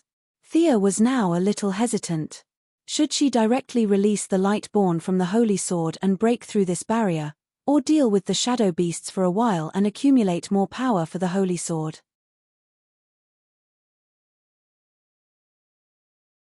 Chapter 573. At the crucial moment, someone made the decision for her. The Martian hunter walked out of the void. His face was filled with pain, and he looked at a certain spot in the darkness with hatred. Thea felt that it was where Romeo was hiding. This guy released the dark barrier of death. It was definitely a bad move. He gave up on his torch-like appearance and unintentionally released the combat power of the Martian hunter. The Martian hunter's psionic ability had a very long range and a large range. It could connect from Earth to the Moon. Moreover, the conversation between Thea and Romeo was less than 800 meters away. He had heard the inside story of the night of the extermination of his race. After knowing the truth that led to the extermination of his family, he was filled with hatred and anger. His heart was filled with killing intent.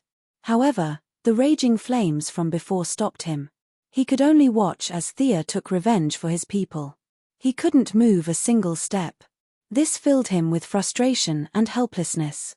Just when he was anxious and didn't know what to do, he suddenly realized that the scorching heat in the air had disappeared. Without thinking, he flew in. I'm Rongzi, the son of my Rong and Saki. Today, I will seek justice for all Martians.